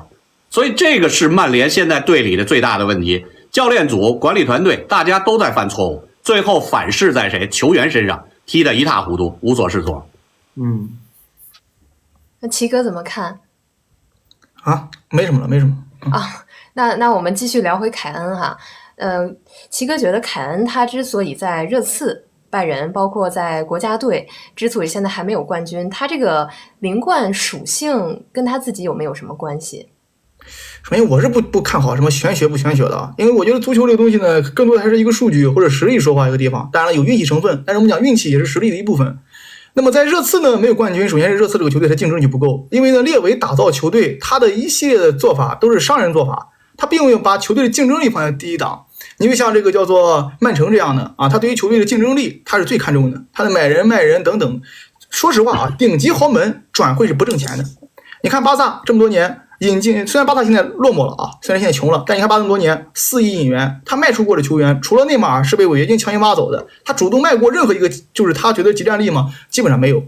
那么列维呢，就是带热刺这个情况，他更多还像是一个就是我要收支平衡啊，我要不赔钱啊，包括他的球票什么的等等也很贵。所以说呢，凯恩在热刺，首先热刺在英超的这个竞争力，他就并非一个争冠球队，这第一啊。第二呢，我个人感觉呢，其实有一个机会就是炒掉了穆里尼奥啊。如果不炒掉穆里尼奥，我觉得以穆里尼奥当时，穆里尼奥这个教练员呢，最喜欢就是在一场比赛中啊整出点不一样的东西。我觉得如果在某一场比赛中啊，他能站出来，我觉得是凯恩可能冠军，如果没炒掉穆里尼奥啊，说不定真难了。其次呢，在拜仁今年呢，相对来讲时间太短，模板太少。我觉得给他时间，他在拜仁慕尼黑是一定有冠军。另外，凯恩呢在国家队生涯呢亦是如此，就是英格兰国家队，他这个掉链子啊，包括他等等啊这些东西呢，都习以为常了。说实话，都习以为常了。索斯盖特的战术方法，我是没觉得有问题。我觉得英格兰是应该打防反，他不打防反，他漏得更快，因为英格兰的后卫是顶不出去的，他没有像范德芬啊，没有像这个叫做你包括范戴克啊，包括这个你像罗梅罗这种比较灵活型的回追能力比较特别强的中后卫，所以说他敦科呢，在以马奎尔这个为主的这个中后卫的防守体系之下，我个人理解倒是还可以。那么今年欧洲杯或许是一机会吧当年呢其他东西我们只能说时也命也更多的是因为他在热刺蹉跎了岁月，如果早点从热刺转走，可能今年冠军已经是不少了。七哥是觉得其实凯恩离开热刺也算是一个好的选择吧？如果说是从生活角度上来讲，如果说我们要做生活的总冠军，是吧？这是我这个很喜欢 NBA 球星威斯布鲁克说的。那么如果说从生活角度来讲，那不离开热刺是最舒服的。为什么呢？工资高，立雕像，离家近，钱多事少，离家近。没冠军，人家调侃的热刺，调侃的不是你凯恩，说你热刺不行，不说你凯恩不行。那么凯恩敢于踏出这个舒适圈，在30岁年龄，作为一个英格兰结过婚的人属于从伦敦背井离乡去到慕尼黑，我觉得从个人角度来讲是值得尊重的，因为在他的心中，他还是对竞技有追求，对荣誉有追求的所以说呢，从经济层面上来讲，离开热刺肯定是一个好的选择。但是呢，我个人觉得这种选择可能换在大部分人心中不一定能做得出来。确实也是需要一定的勇气哈。那热刺今年我看到在积分榜上，他目前是少赛1轮的情况下，比上一名的维拉少了7分。齐哥觉得他有可能争4吗？这赛季？热刺应该是没什么机会了，我感觉没什么机会，因为感觉他在曼城身上拿3分比曼联赢足总杯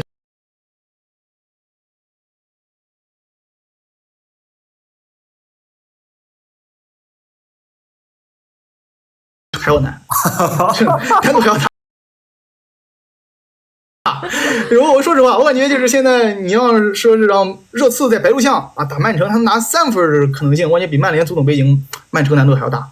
而且呢，现在热刺这个球队呢，给我感觉队员已经有些摆了，有些这个赛季不知所措了包括呢，维拉呢，其实后边他再赢一场，基本上这就结束了。你全胜你都不一定能全胜，应该说都不够了。我是觉得今年前4已经结束了就是这40队了，热刺应该上不去了。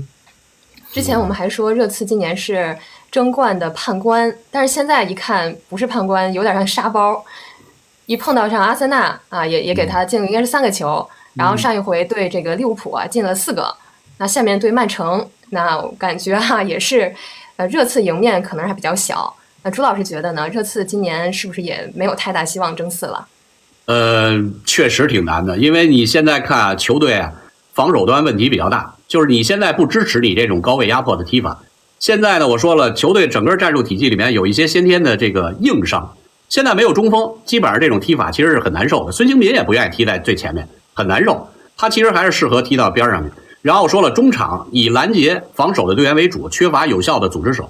麦迪逊赛季初期打过一段，然后受了伤，回来以后第一状态也不好，第二实际上他的那种踢法，前腰不前腰啊，围九不围九，影锋不影锋。其实，在这个队里，我所提供的价值，战术价值其实很难。他前头要有一个大中锋，可能对他来说能好一些啊。然后再加上热刺这边的边后卫基本上伤够了啊。埃默森代打左后卫是没办法，因为乌多基那边受伤了，乌多基对他是很重要的，向前侵略次数就跟这个勒沃库森的弗林彭是一样的。两个边后卫要打开进攻宽度，光靠波罗一个人是肯定不行。所以你打到曼城，曼城现在就是单线作战了。啊，失去了欧冠，现在全部的这个精力放回到联赛，稳，这是曼城。第一是稳，他的战术保证了他能用低消耗的方式去控制比赛。然后第二呢是什么呀？球队的夺冠经验、争冠经验丰富，连续2年压着利物浦1分，所以他无论是追赶者还是领跑者，他都有经验。这么多年对于联赛的整个的夺冠信心，他是非常足的。另外一个从这个交手的优势上说。足总杯啊，两个队，这赛季啊已经打过2场了。足总杯热刺和他，我看了一下，全主力俩人打，热刺是输了，输给曼城了。所以现在以这支残阵的这个热刺要去打现在全力以赴的曼城，我觉得是没有任何胜算。现在看把它定位于夺冠的搅局者，定位有点高了，大家还停留在赛季初期对他的判断。事实证明，这个老虎变成 Hello Kitty 了啊！所以我觉得啊，这个对于他来说，可能最关键的就是看曼联能不能在主场给阿森纳制造点麻烦，那可能才是影响赛季争冠的一个关键比赛了。确实是啊。那高老师觉得，在剩下的这几轮比赛当中哈，曼城这边，因为他最近状态很好嘛，进入到4月份之后，上个月6场比赛5场都是大比分，在净胜球方面能不能追上阿森纳呢？我觉得瓜迪奥拉他这种打法呢，就是瓜迪奥拉他是能进你5个不进你4个的人，对吧？所以我觉得后面的话，曼城还是有一定机会的，还是有机会。但是我觉得这个赛季冠军还是阿森纳吧，说实话，真的是阿森纳。英超好看一点嘛，对吧？得换着拿一拿。曼城拿这么多了，阿森纳我曾经从感情因素还说呢，利物浦应该拿一冠军，送别扎叔。拉倒。谁知道说完那话以后，利物浦就直线坠落。不行，利物浦不行，利物浦真不行。我觉得今年阿森纳还是可以的，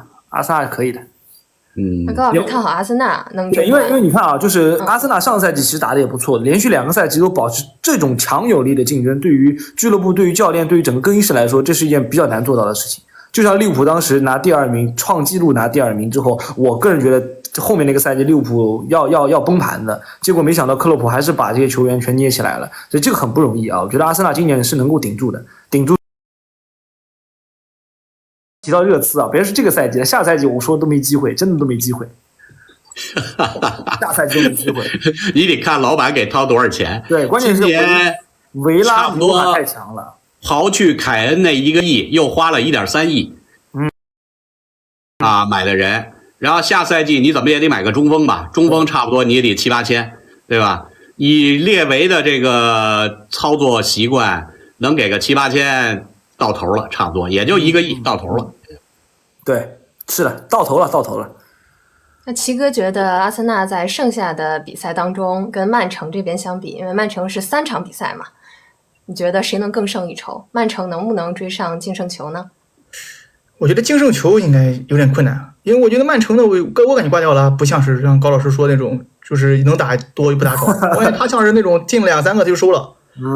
而且他现在呢，主要优势还是在积分上，他有1分优势嘛。如果说全胜的话，我觉得相对来讲，曼城下一场球倒是有点危险，就是有这么就是如果说我们要讲他要丢分的话啊，为什么？因为下场球我没记错，应该是在英格兰时间12点半，5场打富勒姆客场。对吧？客场打弗洛姆，然后客场打热刺，2连客。对，他是12点半。一般情况下呢，我们讲英超早场12点钟的球，球员有可能会出现一些情况所以说呢，你要说是追净胜球，不如现在就稳扎稳打拿积分。我觉得这个对曼城来讲最稳定的，因为现在阿森纳想要夺冠不夺冠，看他自己没用。你就算全胜，曼城不失误，你还是差1分。所以说我们肯定是，你从理论上来讲，曼城他最后3场对手都不是特别强，他夺冠的概率应该是最大的。对，那么阿森纳跟曼联这场球呢，我觉得你要考虑曼城在热刺丢分容易，还是阿森纳在曼联丢分容易？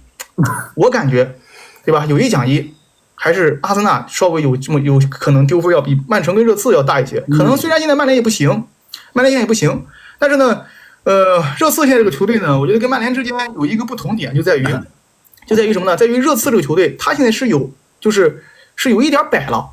但是曼联呢，我感觉最近他踢强队啊，包括他最后可以上决赛，这点就是心态上会有区别。因为一个球员嘛，一个球队嘛，最后有决赛踢，他肯定还有点盼头，他可能就是这种想装死的这个感觉就少一点。但热刺呢，他可能对吧？而且还有一点就是，热刺跟阿森纳还是死敌。对吧？热刺跟阿森纳还是死敌啊！我据说有这个热刺球迷已经写信给他们俱乐部，要求放曼城赢了。他们这个对抗这个心是吧？也没有说是你说曼联在老特拉福德啊保卫老特拉福德啊，因为曼联首场比赛打这个阿森纳首回合是1-3，但是最终加布里埃尔立正嘛，绝杀加纳乔的绝杀被吹，然后被阿森纳反过来打2个。我觉得这曼联可能还有点复仇的心，包括滕哈格要保命啊，对吧？滕哈格要保命啊！球员要保位置。你说你今年要被阿森纳在老特拉福德一顿暴打，你明年不给你卖完。包括你在比赛之前，你要不要在足总杯之前续波劲儿？哎，我倒是觉得曼联打阿森纳肯定估计赢的概率也很小，但是你说打个平局还是有这么点希望的。以曼联今年这个狗运啊，阿森纳狗运啊，我觉得是还有点希望。我有点担心曼联啊，别为了说我死拼阿森纳。万一我要受伤了，我怎么打足总杯决赛？我就怕这个，你知道吗？那也不能放，反正你这个东西联赛因为毕竟老对手了，当年温格跟弗格森时期的老对手，你说我这放你去夺冠，那不丢人现眼吗？所以还是要用阿尔特塔那句话，让我们看看会发生什么事。到联赛最后一轮，可能英超的冠军才能水落石出啊！这就是英超最大悬念。你看人其他联赛冠军早的都已经翻盘了，对，就英超。英足总控制着这个剧本，好家伙，一步一步到最后，太厉害了，真的。我上次看 Opta 的那个统计，就是曼城一直占优的，有一段时间利物浦占优，是因为利物浦那个赛程好。后来的话，Opta 的那个统计，曼城夺冠概率一直是最高的。我原来觉得曼城要是影响他夺冠，就是他欧冠晋级。欧冠要晋级对他来说，我觉得肯定是。对，一路上给你设置的这些障碍，球队不死也得扒层皮。但是你欧冠已经提前终结了，那对于曼城来说，他后面真的是稳。他那比赛你基本上看着他那种控球，对手好多，你像弗勒姆，就算他想拼，他连球都摸不着，你知道吗？就很多球队为什么打曼城叫不战而降，他就会发现他根本就没有赢的可能。曼城就打狼上一场比赛周末，狼队连球压迫着出不去。然后想进攻的时候，球传不了3脚就被断了。那球怎么踢呀？上去一踢他就知道，根本就踢不过。打诺丁汉森林差点输了，那场比赛难踢，2连克，3天2克。其实曼城欧冠淘汰之后，他的赛程是离谱的。他是你看淘汰第2天、第3天踢足总杯半决赛是吧？踢完半决赛，然后马上7天3场，3天2克，但是1分没丢，真牛逼。很厉害，这个很厉害。他瓜迪奥拉说了，他说我宁愿让队员3天1场，我不愿意让他1周1场。他说看似3天1场很累，但实际上队员很容易保持一个很好的比赛节奏和身体状态啊，他是这么说的啊。所以我觉得就是曼城，就像刚才主席说的，他投诉了，他说我打完了欧冠半决赛，我就只有2天时间，我要打切尔西的那个足总杯，要求延期，不给延。这个是英超以来就英超联盟和英足总就这样，就这德行。人家打欧冠的球队，皇马、巴黎，人家全都可以延期，整个的联赛去延期让路，在英超想都别想。所以对于曼城来说，他更习惯这样的节奏。现在看他还要多赛1场，他打完弗勒姆中间还得加1场，在客场打热刺。反而我倒觉得这对于曼城来说倒不是事儿，就看热刺是什么样的心态了。就像你说的，如果要是真觉得我不能让阿森纳去拿冠军，那这球我跟你说，对于曼城来说根本就不叫事儿啊。好，那我们继续再预测一下，接下来的欧冠的吧。欧冠的这个半决赛4回合的比赛，那大家觉得，那如果说巴黎回到主场之后，能否逆转多特呢？我反正是坚信巴黎能翻盘啊，因为这个多特的客场首先和主场是有差别的，然后另外一个第一场比赛，我感觉巴黎似乎有点整活的意思啊，这个放着正经的中锋不用，姆巴佩，然后门德斯去打边后腰去，对吧？这个所有的这是基于他的这个恩里克的整活，但是回到主场，我相信巴黎肯定翻盘，反正我也坚定就看好巴黎是进决赛。多特整体上的实力其实还是有差距的，虽然说他能跑，但是巴黎这边我觉得拥有能改变比赛决定性的球员也太多了啊！只要是姆巴佩、登贝莱端正态度，中场的3个技术型中场把球控制好，这球我觉得巴黎翻盘是大概率的事儿。那朱老师看好这个巴黎还是能翻盘的哈？对，我坚定看好巴黎能翻盘啊！齐哥呢怎么看？我也是觉得巴黎能赢，但是我觉得巴黎能赢呢，我觉得最稳的是把恩里克给关起来，就巴黎赢的概率基本上100%了，是吧？巴黎赢的概率就基本上100%。让谁去关呀？对，这恩里克太抽象了，我去，他是我见过今年狗运最足教练员，他有可能3冠王啊！你想他带的什么队啊，踢的什么足球啊，能够在半决赛里边让登贝莱去防那个什么埃姆雷詹，他自己说的，他说他为什么让登贝莱打前腰？是因为他想让登贝莱防埃姆雷詹。我说你不脑糊涂了吗？他上一场简直是乱弹琴，就是你2个边锋这么爆哦，你不让别人来防你，你去主动防人家，你不是瞎搞吗？所以说我觉得恩里克只要别整活啊，因为巴黎这个球队呢，我从去年夏窗我就把它定为我个人感觉夏窗操的最好的球队之一。我感觉今年排的3个，我觉得4个最强的欧冠球队，曼城、拜仁、皇马和巴黎啊，所以说我是觉得巴黎呢回主场别整活，过多特应该是没什么问题啊。至于皇马跟拜仁呢，我觉得会踢点球，我个人感觉有机会踢点球。要踢点球的话就不好讲了，那你诺伊尔对卢宁或者诺伊尔对库尔图瓦，你包括皇马这种底蕴，拜仁也不是什么软柿子呀。要是踢点球的话，那谁胜谁负都有可能。我觉得巴黎会晋级啊，因为我说实话我很喜欢姆巴佩啊，所以说我希望巴黎晋级我也。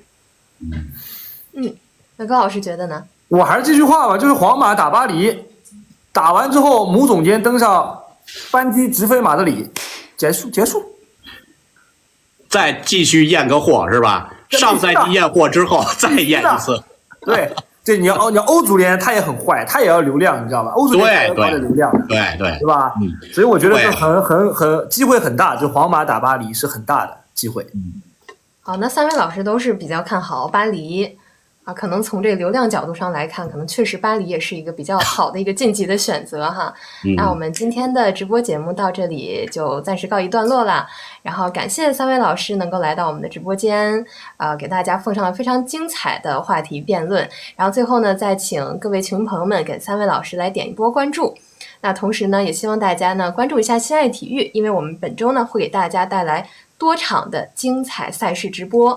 首先就是周中会给大家带来我们刚刚讨论的欧冠的半决赛的比赛哈，有巴黎对多特以及皇马对阵拜仁。那周五呢还有欧联杯的半决赛，在周六周日分别会给大家带来英超第37轮的比赛，有曼城在客场来挑战富勒姆，还是有一点悬念的哈。那包括曼联来对阵阿森纳，又是一场焦点的对决。所以说希望大家呢可以给我们心爱体育点波关注，来我们直播间来看比赛。那好的，最后再感谢球迷朋友们能够陪伴我们一整个晚上哈。那今天就到这里吧，感谢3位老师，我们下次再见。感谢各位，拜拜。哎呦我的妈呀！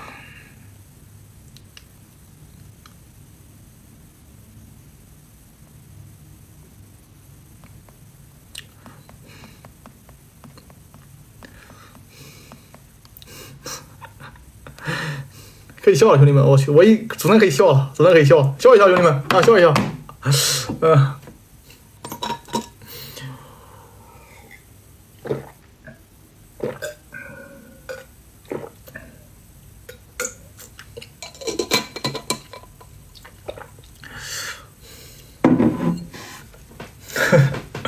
有纸吗？很难抽纸。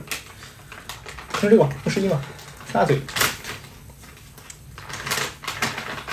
还要拿吗？不用，湿巾吧。感谢大家，感谢大家陪伴啊！感谢兄弟们，感谢兄弟们啊！感谢啊！啊，他这个是这个节目组邀请的啊！感谢邱扇子，感谢兄弟们，晚上解说啊！晚上解说。当时我的预测是我最看好曼城一档，皇马啊，曼城一档，拜仁跟巴黎。我说前4强这3个不相遇，我觉得这4强肯定有这3个。然后我说你们讲第4个那是谁呢？我说那就皇马吧。我印象很深刻，有切片的，知道吧？啊，我说你说你们当时问的，你说那第4个是谁呢？我说不好说，我说那就皇马了，知道吧？这是原话，自己上网看看啊，自己上网看看啊。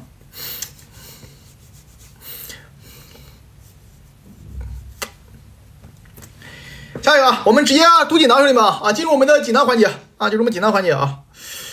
哎呀 ，RSPY， 曼联今晚中卫咋办？胖虎搭谁？巴比萨卡呗，不行的话，是吧？我看看吧，看看名单，不行就比萨卡呗，我觉得可以啊，万比萨卡嘛。埃文斯回来了呀，埃文斯待定。马丁内斯受伤，卡莫马拉受伤，卢瓦拉内受伤，马奎尔受伤，我去。卡塞米罗，小易的读了啊，小易读过了啊。卡塞米罗搭皇马呗，啊，搭那个万比萨卡呗，不行。万比萨卡不行，万比萨卡，阿姆拉巴特搭不了的，啊，就搭万比萨卡吧，没办法了，现在没别人搭了，啊。临江望月啊，曼联今晚能赢吗？稳胜，打个水晶宫赢不了吗？比赛之前先赢再说。哦，现在都觉得曼联踢阿森纳打稳输吗？都这么认为，真是幽默了，我去。啊，你问阿森纳球迷敢说自己打曼联稳赢吗？这么多年了，在老特拉福德拿过几分啊？啊，阿森纳球迷那酋长什么小枪手，你在不在？你在老特拉福德拿过几分？你告诉我，你凭什么觉得你在这一定能赢？啊，埃文斯进名单的，埃文斯要打的，啊，埃文斯，真是，就喜欢你们这种开香槟的啊，说什么小磊等着瞧啊，那个这什么等着瞧啊，等着瞧，太嚣张了，我去，太嚣张了啊，等着瞧啊，等着瞧啊，我就说实话啊，除了这个伊蒂哈德那帮这个牛马到老特拉福德来，确实他们也强，就搁隔壁是吧？你什么你什么安菲尔德酋长。什么白鹿巷？你拿过几分？你搁这天天能的。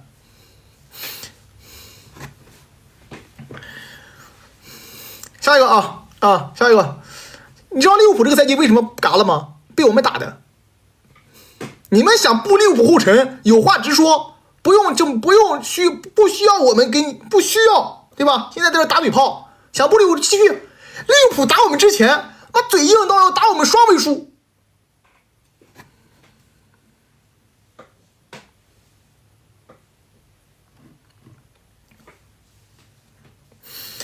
天宇之兄3万电池，其我去查了一下规则和原文，萨拉赫的意思应该是裁判不举牌就上场，会拿红牌的，小杠一下。哦，是这样的吗？我看的是那个翻译过来的，可能翻译有误啊。我看的是翻译过来的，没看原文啊，这样的嘛，就是他说的是，就是萨拉赫说的是，如果说裁判不举牌，我就上场，我会拿红牌的，给利物浦克洛普这么喊的是吧？那你没什么问题。萨拉赫昨天踢的还可以，其实，但是萨拉赫现在在利物浦的风评不好了，主要是克洛普在利物浦球迷心中太伟大。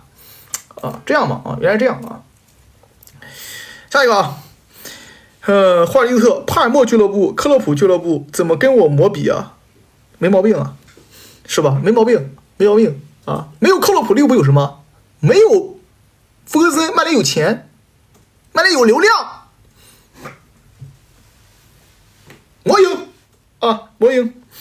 盲作李冠一送锦囊，怎么看待广州门将鞠躬被打？是对方输不起吗？我没关注这个事儿啊，最近这个事儿是不是闹得挺大？我没怎么关注这个事儿啊！你说中超我都不怎么看，别说中甲了啊！什么叫鞠躬被打？这个我还真没怎么关注过啊。但是呢，还那句话啊，现在这个叫做法治社会，只要你动手，那就是你的错，你其他都别扯，对吧？当然了，有些时候你如果能承担这个后果啊，那你自己的事情。但是呢，法治社会，对吧？对骂那就要对骂，那如果你先动手，那你的错嘛。这是一直以来我觉得是这样的呀，这个我不知道啊，前面我不太了解这个事儿啊，不太了解这个事儿，没怎么看。下一个啊，蓝波送了3枚电池啊，范戴克去哪儿？之前传多特，今天传皇马，正好我俩主队缺中卫，都想要啊，恨不得劈成2半。范戴克会走吗？吹牛的吧？利物浦卖范戴克这个球队不得逮自己脸抽2个大嘴巴子？闲的没事干，你范戴克卖了用谁啊？夸安萨、科纳特，你也没有年轻的储藏的特别好的中卫啊，不可能走的，我觉得不可能走的。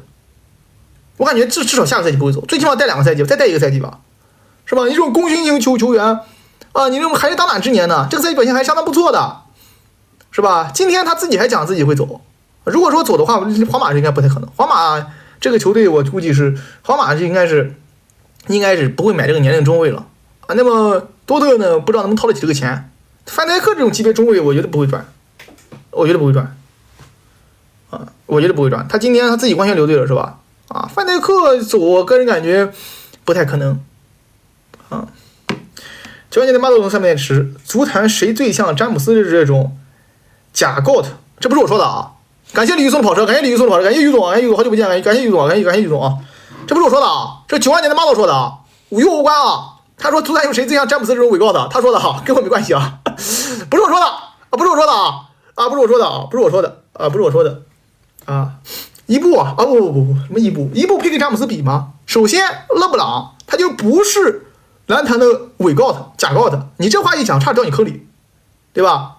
啊，勒布朗詹姆斯是真 GOAT， 最起码是这个时代的第一，对吧？所以说你这个命题就是假的。什么叫伪 GOAT？ 勒布朗詹姆斯他的能力和他的天赋和他的历史地位，他在篮坛的绝对是前3名、前5名，是吧？怎么能是假 GOAT 呢？啊，瞎讲啊，瞎讲。瞎讲啊！7 RS 3点10，其实你觉得我台能打赢阿森纳吗？稳的，包的老弟，凭什么赢不了？我们凭什么赢不了阿森纳？你别听他们胡扯，觉得曼联赢不了阿森纳的人，我就问你们，你们凭什么？我们凭什么打不了？凭什么？谁英超冠军多？谁欧冠冠军多？自信，兄弟们，自信，包的会赢的啊！加油啊！相信啊！相信啊！相信啊！你看，我虽然给阿森纳最大的尊重，但是我告诉你们，阿森纳球迷，在曼城跟曼联踢之前，曼城也是个冲击波，知道吧？你们跟他们一样，在没打之前，你们就是菜鸟，包利物浦啊，包赢的啊！凯文送3点纸，假设你在奇幻世界睡醒发现冒险后夺得宝物正在被一个哥布林抢走了，你该如何应对？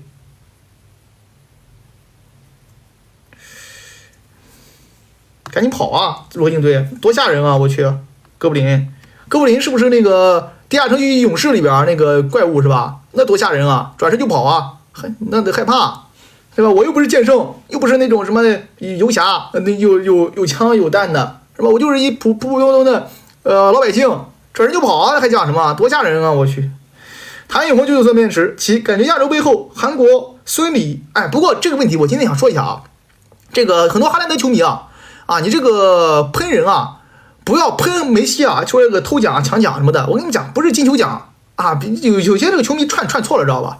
那个金球奖是没问题的，为什么呢？那个金球奖是世界杯，知道吗？你们应该串的是那个，就应该串那个世足，那个奖呢是梅西球迷自己都觉得不对劲的，因为什么呢？因为那个奖应该不包含世界杯的，知道吗？就那个奖是世界杯之后的事了啊，是这个世界杯足球之后的事了啊，没跟你说，凯文没跟你说，我跟他们说的啊，他们这边弹幕在刷。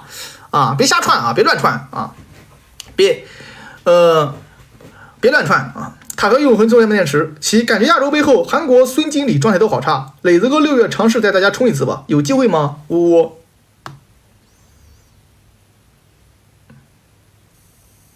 什么意思啊？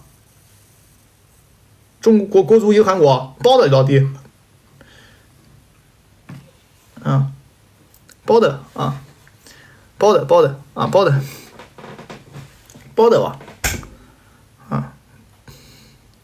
随便赢的吧，我就随便赢啊，我个人感觉不随便赢啊，包的吧，包的，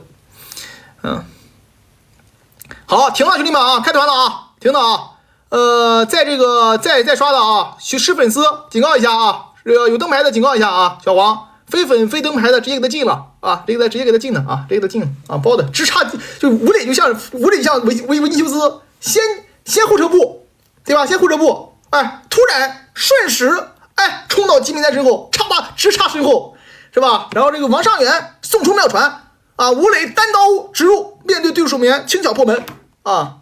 国足1比0领先韩国啊！下一个。这个7总送3点10啊，太好了7，听你说这个我就放心了。顺便提一嘴，我是程迷。你是球迷，跟我是曼联赢阿森纳有什么关系呢？我跟你讲，曼联说实话，曼联赢不赢阿森纳，跟你曼城有什么关系？我就打我的比赛，谁冠军现在英超谁冠军跟我没用啊，因为你的冠军没含金量。这今年英超冠军是没含金量的呀，你就算拿了一个4连冠又如何呢？有含金量吗？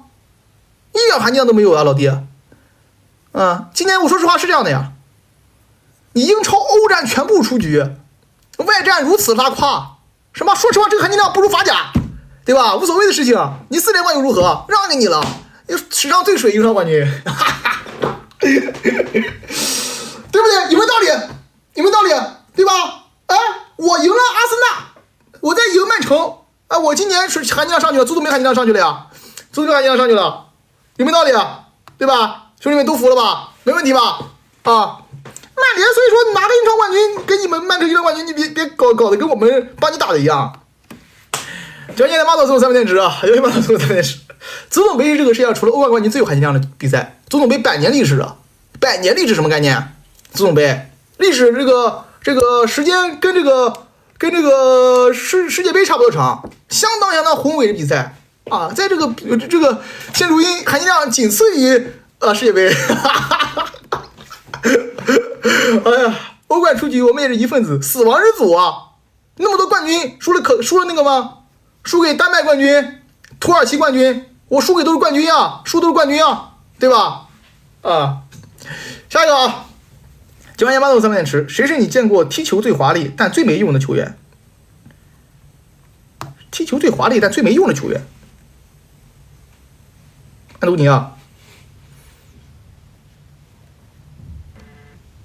安东尼没华丽吧，没什么用吧？安东尼，是吧？安东尼没什么用的呀。安东尼没什么用的，安东尼没什么用的呀。内马尔还是挺有用的呀。你要说内马尔没用嘛，我觉得有点假了吧。内马尔这个球员呢，他还是挺有用的，对吧？我觉得内马尔最起码天赋状态什么的绝对没毛病啊。他就是这个叫做有人受伤想玩，对吧？安东尼吧，安东尼没什么用啊。下一个啊，这个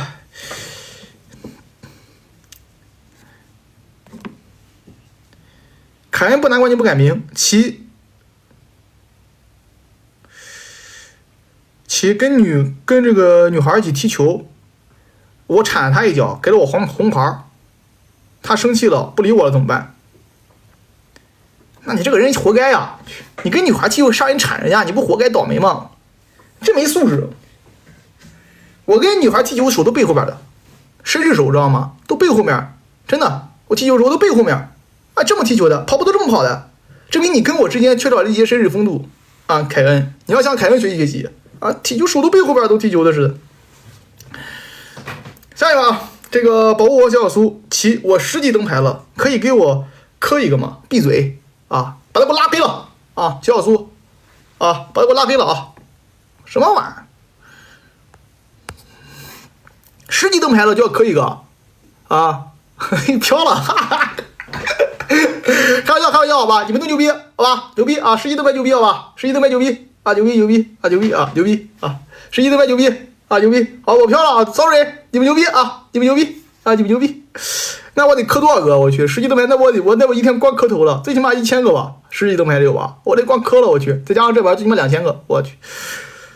下一个啊，这个霍尔利特，今晚我磨不赢了，曼巴 forever 齐赢。对呀，曼巴也行。你说如果真是排名第8，干掉阿森纳，有没有曼巴精神？也行啊，我代表我觉得我是我科球迷，我觉得没问题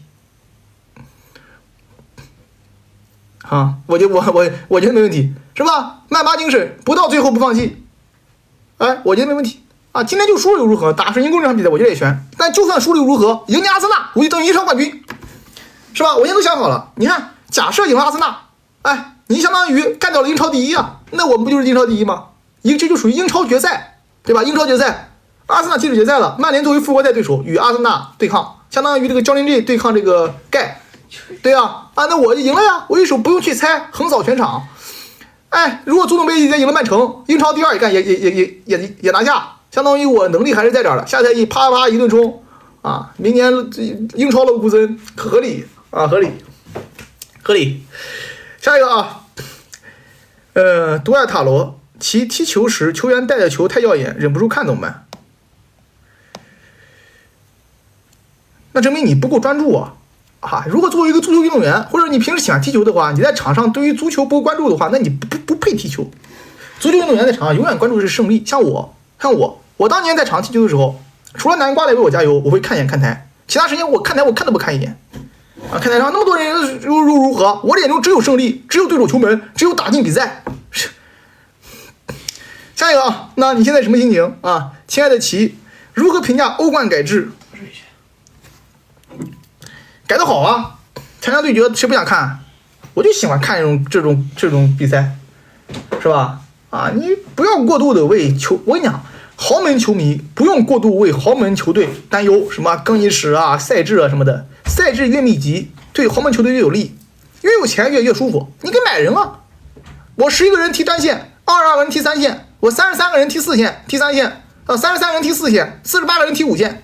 是吧？我最终我一个球队啪就弄30多个人，我人人都能上，不好吗？有钱买就是了，啊，不用过多的这个为豪门球队担忧啊。我觉得欧冠改制改得好，对吧？我感觉改得挺新鲜啊。我觉得这个改还没那么彻底，就应该那种什么，就是胜者跟胜者打啊，不停的交叉啊。比如说啊，我举个例子是吧？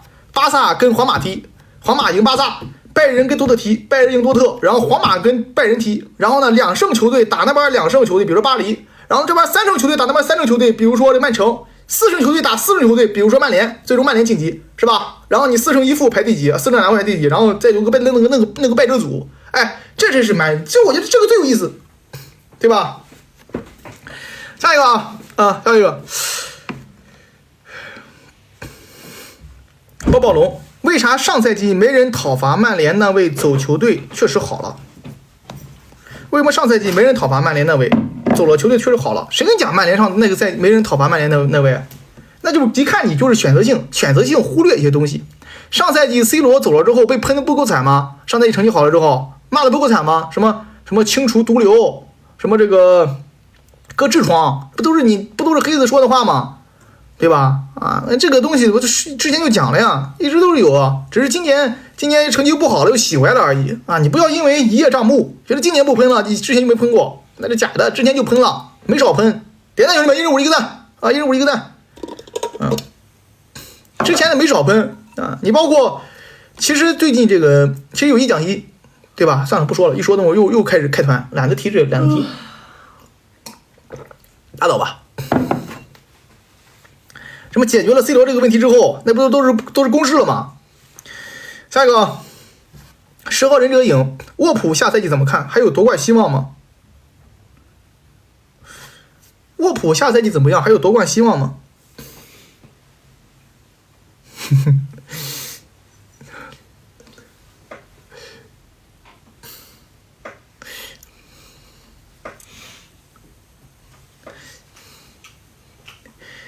看情况，看演员吧。啊，现在讲太少，看演员，演员做的够好，那么还是有机会的。演员做的不好，就拜拜了。看演员。现在去讨论下赛季，除了曼城和阿森纳，我们可以说他下赛季还是争冠球队啊。你像这个利物浦、曼联、热刺啊，包括纽卡都是在看，这在哪到哪儿？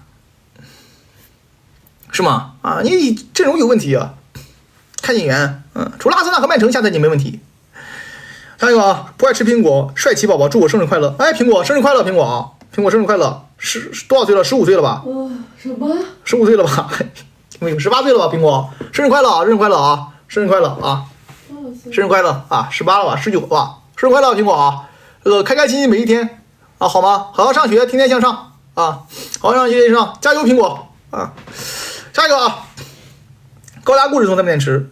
单从身体来看，努涅斯身体天赋算不算独一档？是不是心理调整过来后还能是巨星？独一档扯犊子了。什么叫独一档？哈兰德都不能算是身体素质独一档，因为哈兰德灵活性、柔韧性、协调性上，略微有些差。他他的这个谁要独一档？哎，现在这个姆巴佩独一档，姆巴佩独一档，是吧？所以讲呢，努涅斯独一档，不但是绝对是一档啊，绝对是一档啊，他的这个突破啊，他的身体对抗啊，相撞啊，力量，一档球员啊，一档球员调整过来之后，我觉得应该还是能成为一个不错的球星的啊，肯定是一流球星，这个是有的啊，一流球星是有的。直冲银河系的只送3电池，七哥，赛季快结束了，球员水平都看差不多了，英格兰中场3人到底怎么排？左路放谁？如果是我的话，我会排赖斯、贝林厄姆和菲尔福登。左路的话，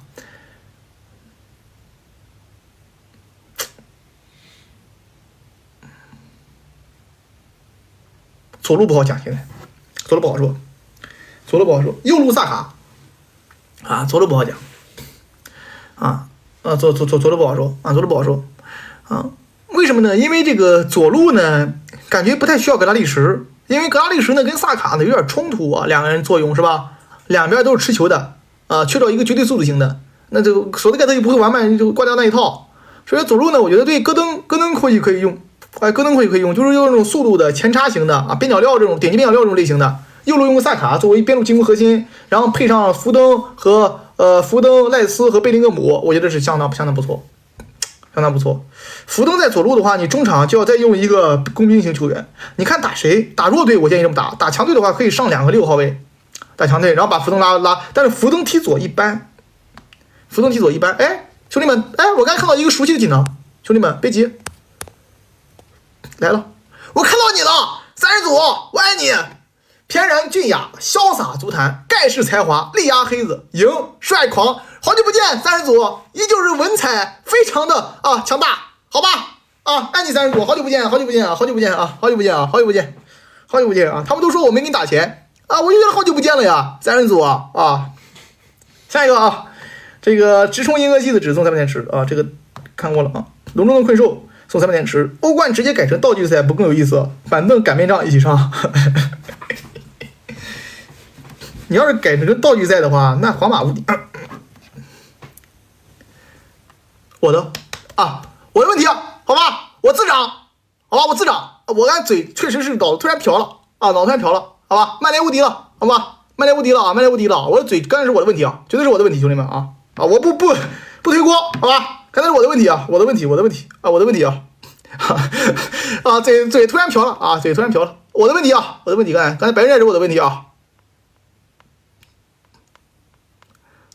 刚才白人是我的问题啊！我给你们道歉好，兄弟啊！我的问题啊，嘴瓢了啊！下一个啊，山泽野人哈兰德送的锦囊啊，这钱真好挣，建议多去，几乎不用说话。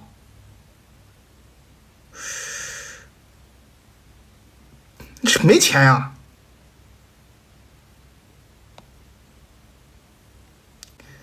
没得钱，这次参加这个节目没有钱呢。这个是小抖官方的活动啊，我们主要属于捧场啊，然后呢，我们可以使用它一些版权，他不这个就是我们可以使用它一些版权啊，没钱。下一个，这个橘子会开花送锦囊啊，其锐评吉马良斯、人米、纽卡、英格兰队迷什么成分？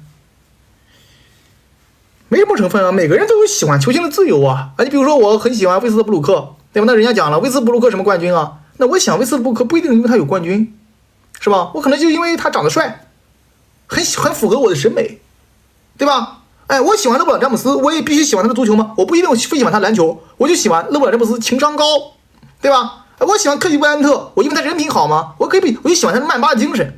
是吧？这个东西我觉得每个人都有自己的自由啊，你喜欢吉马良斯，你还是喜欢乔伦顿，对吧？你还是喜欢安东尼，或者你喜欢阿姆拉巴特，我喜欢阿姆拉巴特，我就因为他省钱，不用洗发膏，是吧？也行啊，没问题。就每个球迷都有自己粉球员的自由啊，你包括现在啊，依旧有一些球迷喜欢梅西，那有什么？没问题啊，对吧？没问题啊，他欣赏梅西的足球，是吧？欣赏梅西对足球态度，欣赏梅西对家庭态度，没有问题，对吧？有人喜欢 C 罗，对吧？有人喜欢 C 罗，觉得那 C 罗。生气了，对吧？来3脚没什么，我真觉得没什么。儿而偏，我也没觉得这个什么锁活爆摔什么天妒人厌的事情。那每个人他的这个一线不一样，每个人接受的地方也不一样，是吧？下一个啊，这个，山村野人哈兰德啊，瓜爱打大比分，真是太抽象了。啊，他可能不太讲这个曼城的比赛吧，啊，可能不太讲曼城比赛吧，有一说一啊，但是瓜迪奥拉确实很多比分得比较大，但瓜迪奥拉确实挺喜欢收手的啊。K252闺蜜出列，季后赛26命中率是人吗？坑过詹杜登，拉倒吧！你快船没晋级，不找兰纳德，怪威少，真搞笑。你快船打不过人独行侠，因为人家够稳定，你不够稳定啊！你兰纳德年年轮休总冠军，你这玩意儿好意思讲啊？保密卡、轮休卡是吧？你不找伦纳德，快船都这就淘汰了，你怪威少头上，瞎搞笑都是。卡洛尔送你呢？帕尔默能超越巴尔韦德吗？其实我都避免在谈帕尔默的问题啊，为什么呢？节奏很大，因为我依旧坚持我对帕尔默的看法啊。那么这个他未来当然了，肯定他现在踢得很好啊，进步很快是吧？确实有进步，我看他的比赛节奏啊、突破什么的很好，但是他跟巴尔韦德就不是一个类型的球员啊，那我就没法跟你多说什么了，对吧？你问我巴尔默能超越巴尔韦德吗？那我感觉就像去年你问我拉什福德能跟姆巴佩谁强是一样的问题，我无法回答啊，我没有办法回答啊。西瓜捞其说话装什么高冷，你的内心都在跳舞。我没装高冷啊，因为我感觉那个参加节目的时候呢，另外两位老师呢，他们就是一直在表述嘛，是吧？一直在表述，那么说的都挺好的，对吧？说都挺好的，也都是说到大概的知识点了啊。那我这个就是大概的这个东西都表述出来了，那我非得插两句干什么呢？对吧？咱不能说是为了抢镜头，对吧？就跟这个综艺节目一样的，我为了抢镜头耍怪出丑，插话弄那个不太好。所以说，我觉得人家在表述嘛，那我肯定不就少说两句话了啊，对不对？下一个啊，92年的 model 送的3枚电池啊，92年 model 送的3枚电池。你看过比赛因为失点而错失的最重要的比赛是什么？因为失点而错失的最重要的比赛是什么？我看过的比赛啊，丢点球，世界杯决赛啊，世界杯决赛嘛，对吗？世界杯决赛嘛，这不完事儿了吗？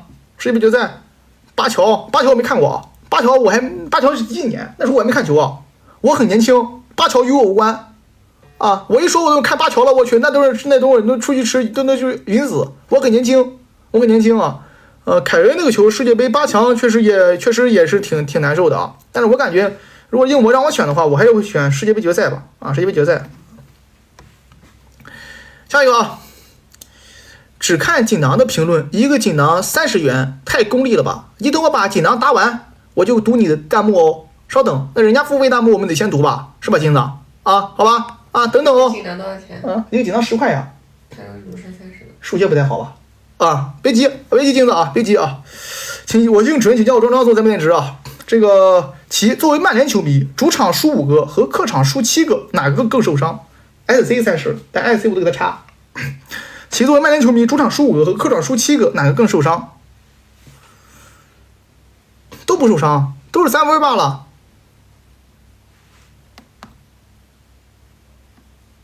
是吧？都是3分啊！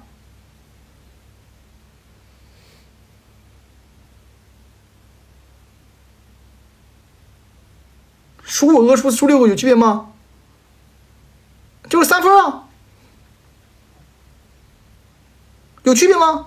诺帕布伦输3分怎么了？我搞不懂了，搞得好像我输了3分，好像就3分吗？我没觉得切尔西输0-5阿森纳很丢人。我觉得一点都不丢人，对吧？赢回来就行。我也没觉得曼联输利物浦0-7很丢人，我那个成绩比你好。哎呀，TEN 送了3枚电池，奇帅酷酷目前的表现算得上现役前3边后腰了吗？我们酷酷粉丝可以大声说话了吗？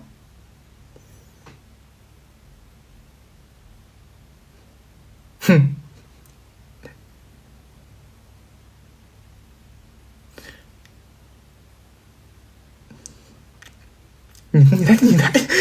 你才踢几场球啊？你才赢几场球？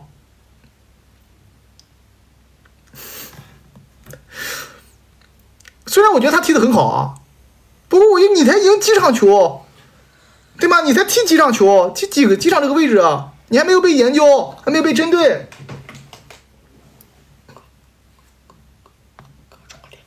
对吗？有点太早了啊！现在别拽啊，别拽啊，这边有线，拽，有点太早了，这有点搞的。霍尔沃茨的小麻瓜素菜便吃，好啊！下一个啊，后力评价细评巅峰卡瓦尼，水平是超巨吗？哎呦，这个超巨啊，不超巨我都不知道怎么定义。他个篮球里边定义超巨呢，很多时候用我们 MVP， 对吧？用我们单个队的能力啊，用这来定义。足球里边超巨，如果说还那句话，你以梅罗、范戴克、克罗斯、莫德里奇作为定义超巨的理论来看，卡瓦尼就不是，对吗？卡瓦尼就不是啊。如果说你是以这个安东尼定义为球星，那卡瓦尼就是超巨，对吧？你这个超巨你看怎么定义？你要有一个统一标准啊，统一一个标准，是吧？这个标准很重要啊。我觉得卡瓦尼不算超巨，在我心中梅罗超巨，卡瓦尼不算超巨啊。现如今没有这个梅罗这样，没有这个卡瓦尼算不了啊，算不了。下一个啊，不爱吃苹果送锦囊。在我18岁的夜晚，我将进行，拉倒吧，苹果，你别装嫩了啊！你老登一个了，一个装卫生棉。双击12，今晚就不看了棋，感觉要恒温，枪兽医快爬。我感觉曼联打水晶宫应该没什么问题，是我对于自己主队有滤镜吗？我感觉应该没什么问题吧？有没有我魔的粉丝？我这感觉没什么问题，兄弟们，打个水晶宫有没有？水晶宫摆烂了都，这霍奇森都下课了，是吧？我感觉应该没什么问题。是我有滤镜吗？我感觉曼联这个能力吧，打个水晶宫跟阿森纳应该主场5-5开，对吧？我说实话，不能稳赢你5-5开吧，跟曼城足总杯4-6开吧，对吧？略占下风，足总杯中一场力嘛。打个水晶宫不随便打，我们觉得是有问题，我们觉得有问题。啊，没后卫我就德赫亚踢后卫都赢你啊，没问题啊。下一个啊，关山帅旗对比下本泽马和莱万，巅峰本泽马强于莱万。那一年的本泽马是历史级别的表现，就属于是中锋独一档，我觉得可以这么讲，就是属于是这个叫做后现代中锋独一档啊，就是去到罗纳尔多他们那些人，对吧？就是他们那个时代之后。最爆炸的那一年，就我巅峰那一年，本泽马太猛了那一年太强了。那一年的本泽马是彻底打碎了人们对于中锋能否单核开始球队的一个看法啊，是属于说是，我觉得比莱万更恐怖。但你看整个生涯的长度的表现，莱万要强于本泽马啊，整个生涯长度什么意思呢？就是我们把这个生涯拉长，看平均时，莱万肯定强于本泽马，而且强的不是一点半点啊。本泽马整个职业生涯呢，其实本泽马在皇马之前很坑的。啊，很坑。那时候他跟那个一大胖子竞争，那个外号叫小烟枪，都知道伊瓜因跟他竞争，跟大胖子竞争呢。刚开始他是竞争不了大胖子的，后来大胖子走了，他扶正了嘛，他踢主力了。刚开始叫本泽锅，为什么叫本泽锅呢？空门都打不进，什么时候都怪本泽马。包括但是我跟你讲，你都说 C 罗吸了本泽马血，但是其实那几年看西甲比赛就知道了，本泽马那是真是菜啊，就是真是进不了球，只能传球，他自己都没自信打门。所以说呢，相对来讲，我是觉得本泽马之前整个时间长度啊，平均值或许是差这个叫什么一点来着？莱万一点啊。但是呢，巅峰一年我觉得本泽马好一些啊，巅峰一年。下一个啊，这个 Big 8送锦囊，其腾格尔可以执教滕嗨，可以换滕嗨执教曼联吗？腾格尔可以啊，腾格尔可以啊，腾格尔是唱歌的吧？对呀，那个唱歌就是非常的抑扬顿挫那个是吗？也是光头？不是吧？好像是的，是的，也是光头，应该是光头，可以啊换头型正确啊，头型正确啊，头型正确，腾格尔。什么是新送锦囊？今晚解说曼联吗？稳赢吗？解说啊，今天晚解说啊，3路啊。曼联，我还那句话，你们真的觉得曼联会输水晶宫吗？曼联联输阿森纳嘛，我觉得你们做这个梦嘛，对吧？放这个闲事儿嘛，还是能理解的。曼联能输水晶宫？你觉得曼联会输水晶宫吗？水晶宫排名倒数第几？曼联现在排名英超第8，英超50支队伍，水晶宫排第48，曼联排第8，你觉得谁赢？曼联赢。没毛病，动球，球王啊，球王啊，球王。下一个啊。但是足球是一个说不定的东西。利物浦财务总监姆巴佩，其现在情绪很激动，估计是刚刚连线憋得慌。啊，好，老兄弟了啊！你看懂我，刚才我都憋坏了，我说实话啊，有一讲一，憋坏了啊。为什么刚才你有点拘束呢？没有拘束啊，感觉就是状态跟以前不一样。因为你这首先呢，这个我说实话啊，首先连线的时候呢，就是跟他们在做这个节目的时候啊，大部分都是咱自己弟兄，对吧？我说有这么讲吧，啊，都是我们自己就是直播间，我觉得一半人都是我们平时我们直播间这帮老兄弟了，对吧？那如果我在表现的太盛气凌人，表现的太按表现，那感觉咱在就是那种在压别人，知道吗？感觉我感觉是不太好。所以说呢，你看我尽量少说话。低调一点。对，本来的弹幕都是咱自己老兄弟了，是吧？那我在上面啪啪在夸其谈，虽然他喊我去，我是主咖，对吧？虽然他我就主咖，他自己找我，他跟我讲的，我知道他常规嘉宾，他给我版权，我是主咖。但是呢，我们也不能就是你是不能这种，我在自己直播间不能讲，没问题吧？没问题啊，对吧？所以说我就主要是还是这种想法吧，啊，就是互相给面嘛，都是对吧？都成年人。下一个啊，装屎。装上了，两个一个。妈，这弹幕处啊，弹幕处是这样的，兄弟们啊，我说有一说一啊，我们这直播间弹幕处太多了啊！你看我这印象是一个江处，对吧？江处有一个加油面带的江处啊，听雨秋风是好人啊，凯文凯处是吧？还有立处最近没来啊，立处是吧？什么处的被太多了，直播间弹幕处太多了，弹幕处啊，真的。下一个是漂亮啊，下一个这个叫做这个下一个猫处对猫处啊，下一个啊，小磊，我厂今年强成绩最好，为什么不敢说稳赢？行啊，行，肖子磊子，你别急，磊子好吗？磊子打完了，还有那个什么厂子里边的人，还有那个啊，对吧？你们几个根本别急啊，你们作为阿森纳的粉丝，在老特拉福德打完比赛就说话。我不希望你们像双红会之后突然消失了那批人一样，哎，消失了，啊，赶紧跑步续费的会员，赶紧跑步续费的年度会员，啊，别消失了，打完再说，反正我是不会消失的，我都在的，5月12号踢完，好吧，啊，咱battle一下啊，下一个啊，基里安送了几囊啊，支持曼联大表哥必胜，全力赢下胜的3场比赛。曼联大表哥必胜，全力赢下胜的3场比赛，4场，4场吧，不是3场吧？4场啊，4场，还剩4场，应该联赛3场，足总杯1场吧？4场啊，4场啊，4场。下一个啊，下一个，这个。下一个啊，这个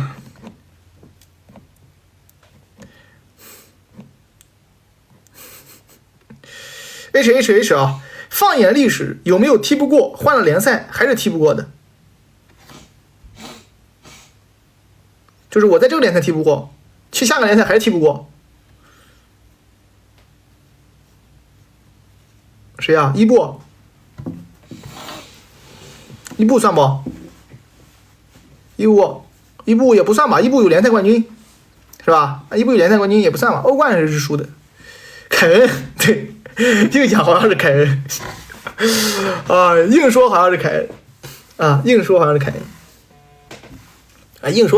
是凯恩，硬说，啊，嘴一张就知道我要说伊布，啊，硬说好像是凯恩，确实啊，凯恩，啊，凯恩，小磊，你才凭什么赢我场？凭你的嘴硬吗？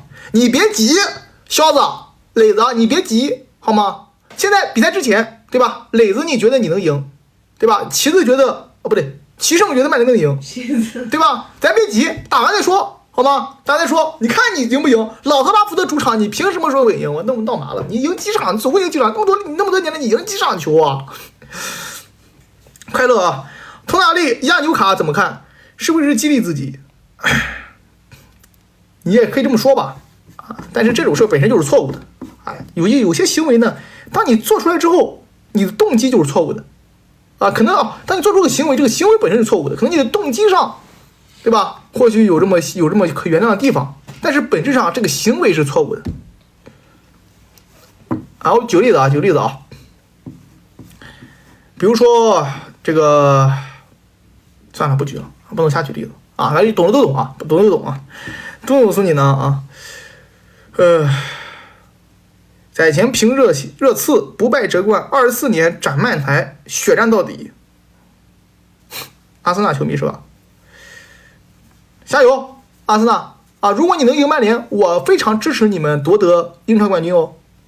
啊，只要你能赢的话，好吧，加油！你赢了曼联就是冠军，好吧？曼城不足挂齿，曼城凭什么跟阿森纳争冠军啊？今年阿森纳是冠军啊，好吧？只要能赢曼联，我就支持你拿冠军啊，拿冠军！天空之城送的曼联池，我现在除了看曼城和就喜欢看曼联。就喜欢看滕哈搞节目效果，还有曼联输时候你的反应，哈哈，哼。那你今年没机会了，别看了啊！曼联今年不会再输了，啊，别看了啊！那你就是曼联球迷呗？你说自己是曼城球，喜欢看曼联，证明你是曼联球迷。很多人内心当中不愿意承认的，但自己其实就是一个曼联球迷。可能你也是这种类型的吧？你可能看曼联比赛比看曼城比赛还投入，看曼城比赛对吧？往那一放，下边开始这个，要不然写写作业，要不然看电视剧，这是反正看曼联比赛，哎呦，哈哈哈哈！广播球迷。下一个啊，而今多情月明，你胆那么大，某世界杯冠军中场身价最多4000万，说的克罗斯那没毛病啊，克罗斯年龄大了4000万没毛病，确实，懂球啊，懂球。我一看前面这关键字，我以为你要发疯了呢，没毛病，月明啊，没毛病，没有任何毛病啊。某世界杯冠军中场身价最多4000万，说的克罗斯那没毛病的啊，那没问题了啊。贾总送的眼镜啊，青年语，阿方索给我看破防了，2个丢球全是眼神防守。拜仁那德甲输的越惨，欧冠蓄力越猛啊！现在这个情况，德甲可以放了，没有必要了，德甲踢了无所谓。但是阿方索确实有点抽象，这哥们难道真的是因为他想加盟皇马，所以说在拜仁摆吗？那也太不职业了吧？我觉得不太像了。啊，你们觉得呢？有没有这个咱一起看球？我觉得很少有这样的球员啊，反而要证明自己啊。那姆巴佩被这么整治，对吧？不让出场，姆巴佩也没说跟你闹翻脸啊。我感觉他这个是不是有点这个太不职业了？阿方戴维斯进攻也没有啊，2次过人0次成功，16次争抢1次成功，几个锤子啊！你看就摆了是吧？还是姆巴佩行，啊！下一个啊，天才年纪龟比较一下贝尔巴托夫和伊布的技术，潇洒哥是吧？伊布的技术其实不差，伊布主要是这个球员呢，他的技术其实还可以。伊布没有头啊，这个可能是冷知识啊。伊布你别看1米9几大高个，刚开始不会投球，喜欢用脚，什么蝎子摆尾、长传什么乱七八糟的喜欢用玩这玩意儿。所以伊布呢没头，但他技术其实还是可以的，有一说一。小马哥呢技术也不错，这两个球员呢，我觉得技术层面上大差不差，没什么特别好的。小马哥可能踢球更创造力更足一些，但是伊布的小技术还是可以的，后期练出来了投球。他跟哈兰德不能比，他没哈兰德速度。伊布哈兰德跑得很快的，伊布跑得没哈兰德快，所以伊布在速度上跟哈兰德相比是有这么点些许的这个差距，但他相对的哈兰德他就柔韧性好。伊布不是那什么劳什子黑带吗？那玩意儿虽然是花拳绣腿，基本上对吧，没什么用的啊。那个黑道，什么不是黑道？黑带啊，黑带人花拳绣腿基本上没什么用的啊。但是呢，作为这个叫做练柔韧性是没毛病的啊，做柔韧性是没毛病的。下一个啊，我没黑伊布啊，我说都是实话。伊布我就问你，伊布有没有在国米踢过球？我就问你，你说我伊布黑，我问你，伊布有没有在国际米兰踢过球？踢过吧？啊，伊布有没有在 AC 米兰踢过球？ AC 米兰踢过球？踢过吧？有没有在巴塞罗那踢过球？有没有在巴塞罗那踢过球？是吧？啊，对吧？哎，那他为什么他有欧冠吗？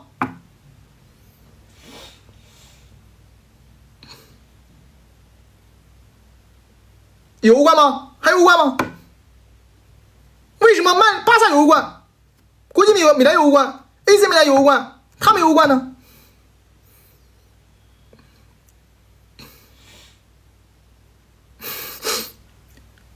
那我再问你，国际米兰的死敌是谁？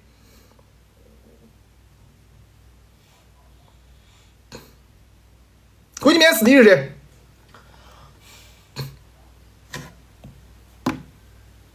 米兰呀，那为什么一个球员在国际米兰效力还能成为米兰名宿呢？我弄不明白，飞哥是皇马名宿吗？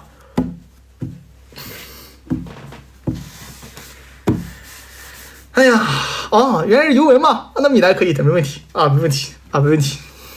下一个啊，这个老年巴尔坦星人送你呢，其正经讲，努涅斯，上帝为什么没有欧冠？是不喜欢吗？啊？上帝为什么没欧冠？是不喜欢吗？狂野震撼欧洲嘛，狂野震撼欧洲。下一个啊，下一个，老年巴尔坦星人，其正经讲，努涅斯适合阿森纳吗？不太合适吧？努涅斯，阿森纳现在，阿森纳买中锋应该买一个轮换中锋，努涅斯这种一去肯定踢替补啊，努涅斯，对吧？努涅斯，伊布也带过尤文啊，努涅斯一定踢替补呀，人家不愿踢替补，肯定不能踢替补那么贵。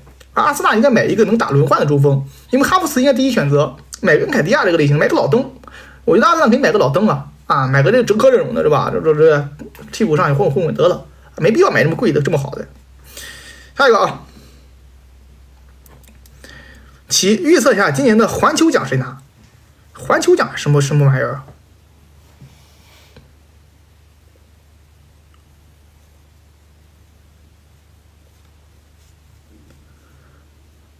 环球奖什么奖？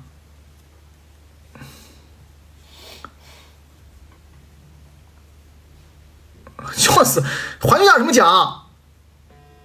沙特那个曼城拿那个奖啊！明年环球奖团队，我觉得欧冠冠军呗，金球奖拿环球奖呗，啊！下一个啊。又问说你呢，小罗和阿德尔谁在左边锋综合能力强？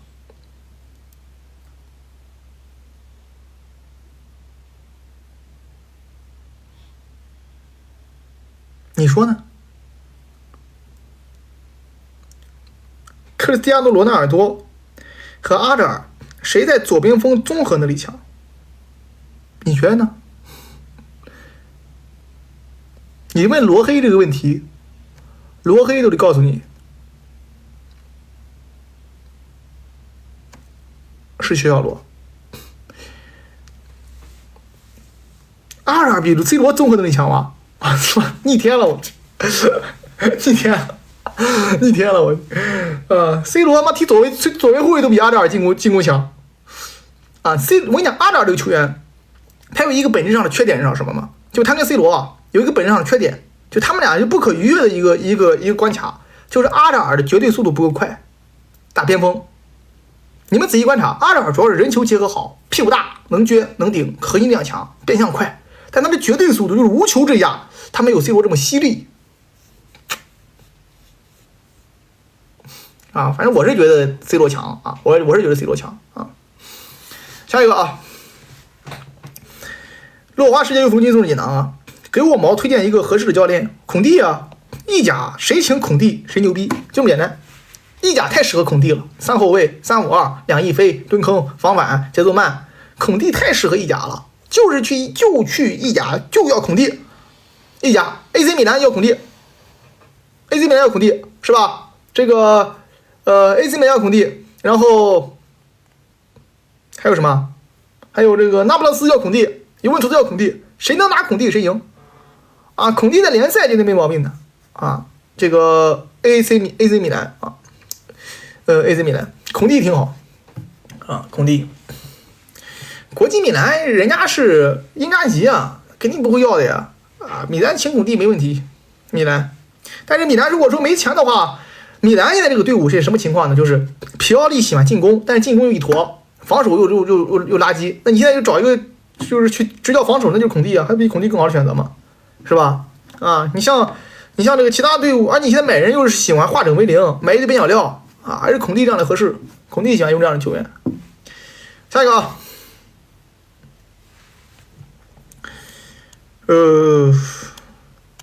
小面齐胜讲讲腾胜的高位压迫战术和人员要求。腾胜的高位压迫战术就是曼城的要求，就你把曼城球员全套过来就合格了，就合格了啊！滕哈格那个战术在英超就不配存在，知道吗？他现在改了，他不用这个战术了，他那个战术在英超就必死无疑，不可能踢得好的，不可能踢得好的。为什么呢？因为4-1-4-1单后腰横向横跨50米去防中场，这种战术只有一个人可以完成。纵观整个足坛历史，什么赖斯啊、罗德里啊，都干不了这活。只有一个人能干这活，谁呀？应该都知道他是谁。那个人的覆盖面是我觉得最强的，跑动能力最强的啊，是吧？坎特，只有巅峰坎特一个人能干这活。那有几个巅峰坎特是吧？有几个巅峰坎特，所以说他现在就没有这个位置上的人，就不存在。这不存在，你说他战术怎么样？他高压迫怎么高压迫的？他是高压迫什么呢？是利用右边，他的右边前卫安东尼是撤回到右边中场，然后呢，右边锋他最开始最疯的时候，最前面顶4个人，安东尼加上这个毕费，加上霍伊伦，加上拉什福德，前面顶4个，然后呢，芒特在站中路，卡塞米罗啪拦一条后防线。那根本就踢不了。后来他明白了，把安东尼撤回来，是吧？安东尼跟芒特站条线，然后让这个这个叫做什么卡塞米罗再站条线，那也踢不了。怎么踢啊？英超就踢不了这个战术，除非你有强大的控球权，小范围内快速回收球权，像瓜迪奥拉。瓜迪奥拉怎么踢的？瓜迪奥拉的球看的是4-1-4-1，你看看曼城什么时候后腰位置上站过一个人？踢的时候没有的，没这个事儿。曼城从来没有在后腰位上只有一个人过。永远远是2个人站在那个位置上，或者说他快速形成一个小全体的围墙。你这个球队就踢不了这个战术，踢不了。罗伦奎洛斯的曼联池，其66转位置是4-8-10哪个好？一直觉得66是转身慢，防守站位其实不差。66啊，防守啊，主要是态度问题。其实他的身体素质和转身不慢啊。你看他昨天防孙一鸣不防的愣好，他主要是态度问题，知道吧？有时候他就防守，他看不上防守，觉得防守是别人干的活，我就进攻的。你要硬转的话，我觉得还是往4号位转好。他打6号位、打8号位都打10号位都差点，8号位他应该10号位应该踢不了，对吧？66号啊，66。我觉得其实你们不觉得阿诺德和巴尔韦德2个人有点像贝克汉姆吗？巴尔韦德更像是贝克汉姆的边前卫化啊，我感觉阿诺德更像是贝克汉姆踢后腰的那个时候。阿诺德我感觉他主要是防守上面差一些啊，阿诺德主要是就是这个态度上面差一些，他的防守应该还行。下一个啊。查维全面分析多库和穆夏拉谁过人能力更强？我感觉呢，穆夏拉，你看怎么个过法啊？如果说是就是玩硬的啊，多库强啊；如果说是就是摆脱啊人群之中把球洗出来、摘出来、突出来，穆夏拉强啊。就是比如说举个例子啊，现在多库对吧？边路1对1。队友拉出一个后卫，就1对1，多库只有一个问题，就下底传中，是吧？那么多库基本上他这个成功率很高，但是穆夏拉什么呢？穆夏拉是得假动作，对他过2个人、3个人，把他连一连串这么过，然后这些还是有一个这个不同的一个点吧。多库更快，多库那过人很僵硬，有点像僵尸的过人，跟那僵尸跳似的，但他速度确实快，身体确实好啊。这2个人呢，我觉得。硬说的话，我觉得穆夏拉更柔软一些啊，更能摘球，多库可能更硬朗，更直来直往吧，啊，更直来直往。下一个啊，天一西兰啊，毕费走的话是好事还是坏事呢？现在啊，整个英超谁让曼联谁让毕费走，谁就是这个压根就屁都不懂的啊，这么简单啊。现在的曼联唯一一个世界级球员，唯一一个在市场上有要的啊，就是这种就不能说年轻人啊。世界级球员啊，就是世界级球员，不科比让年轻人不算啊。唯一一个市场上是吧？有点人要就是必费。奥纳纳不谈了，守门员不谈是吧？你这个卡塞米罗下滑这么快，就那么一个哥们能用，还要给他卖了，你干嘛？卡塞米罗多大了？下滑了，卡塞米罗，对吧？必费，而且必费又能跑，能拖下线，这个圈绝对不可能放走的啊！什么时候放走他呢？放走他的时候，就是曼联真正是英超手拿把掐争冠了，放他走没毛病。那个时候英超已经是曼联已经是和人员，就是我要是已经整装待发，我要做进一步升级啊！比如说我举个例子啊，曼城从英超冠军到欧冠冠军这个升级是吧？他需要一个这个哈兰德。那么如果说我曼联也从这个级别啊，你看阿森纳需要个赖斯，放走扎卡需要赖斯，什么时候曼联这种就把必费放走，就是我曼联现在已经是英超争冠、欧冠争冠，我放走必费买一个顶级10号位，就是超顶级的啊，换一个核心，那还可以，那还可以。卢克肖现在这个情况那伤的有点回不来的意思。卢克肖，这有多好的球员啊！英一佐 M 总送你呢。评价疼，出木鸟，其他曼联教练没买到想要的人，真他妈不要脸！滕哈格说的话吗？下课，赶紧走，真不要脸啊！还出穆里尼奥，其他曼联教练没买到滕哈格，没买到自己想卖的人。如果他说的话，他真不要脸啊！他就德容没买到，还没买到谁啊？德容当时是他自己不愿意来，你想想，你点名到的人。曼联钱都出到了，跟俱乐部谈拢了，你自己德容不愿意来投奔你，因为你人不行啊，童子啊，对吗？凯恩这个情况，凯恩是热刺摆明车马，不可能卖给英超球队，曼城也没买到凯恩啊，是吧？滕哈格曼联都跟巴萨谈妥了，工资都曼联补，结果呢，滕哈格愣是不愿意来，你打电话人家不甩你，因为人家不愿意跟你混过，知道你人不行。你搞得好像什么都怪赖俱乐部身上了，为什么穆里尼奥打电话能摇来人啊？我说实话，穆里尼奥在意甲在罗马就靠电话，对吧？电话线摇人，为什么你摇不来人啊？因为你没这个人格魅力啊，滕哈格，你没想明白为什么人家不愿意投奔你？曼联钱都掏完了，巴都谈妥了，你不愿意来？这种球员啊，这种教练赶紧走吧啊，赶紧走吧，不要脸了已经啊，脸都不要了。不来就是因为你不行，不是因为曼联不行，知道吗？下一个还好意思跟穆里尼奥比？穆里尼奥为什么能给他买来人？穆里尼奥是什么冠军？你什么冠军？人穆氏军团什么球员？你滕家军什么军团？是不是你？人家穆氏军团什么球员？什么成色？你滕家军什么成分？什么水平啊！我去，好意思讲话。下一个凯恩送你呢啊！其欧冠改制，拜仁有工资帽。其欧冠改制，英超有工资帽，会不会削弱啊？肯定的呀，肯定的呀，肯定会有削弱的呀。工资帽这一下来，英超肯定是有削弱。你要愿意交钱，看看吧，看看这个工资帽到底怎么弄。如果说奢侈费不多，那其实还是变相加强了，反而绕开了这个财政公平。那你不然的话呢，肯定是削弱的，100%的啊，不用想的。宣传的送你呢？你为什么对我团恶意这么大？我们都不容易，瞎讲。我从来没对你团有恶意，为什么呢？因为我也没对巴萨有恶意啊！你们两边天天串着骂我，是吧？皇马球迷骂我是八狗，巴萨球迷骂我是什么？大黄。反正老子就怎么来弄来弄去，反正就跟这个道哥就是扯不开关系，是吧？反正就总来弄去，不管大黄还是八狗，都是跟他有关系，瞎讲，什么对你们有恶意了？我有点恶意吗？我跟你说实话，我对利物浦都没恶意，我为什么对你皇马有恶意呢？下一个体制用3连值，曼联还需要几个转会窗口才能复兴？现在应该是培养队内潜力半成品，还是直接重金砸高级货？现在曼联的转会窗太难做了，感觉放眼望去全是废品，你这玩意儿怎么整呢？我觉得最起码3个窗口，你看你现在中后卫要补，对吧？中后卫要补，中场要补，锋线要补，边后要补，你太多要补的地方了。3个窗口吧，肯定是砸钱买集战力啊！培养年轻人培养到什么时候？我不想看培养年轻人。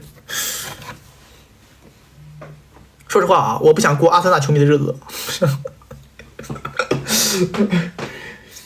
啊，真的，你看看切尔西前车之鉴，看看阿森纳这日子能过吗？那之前的日子，晚安383941，晚安啊，那能过吗？啊，过不了啊。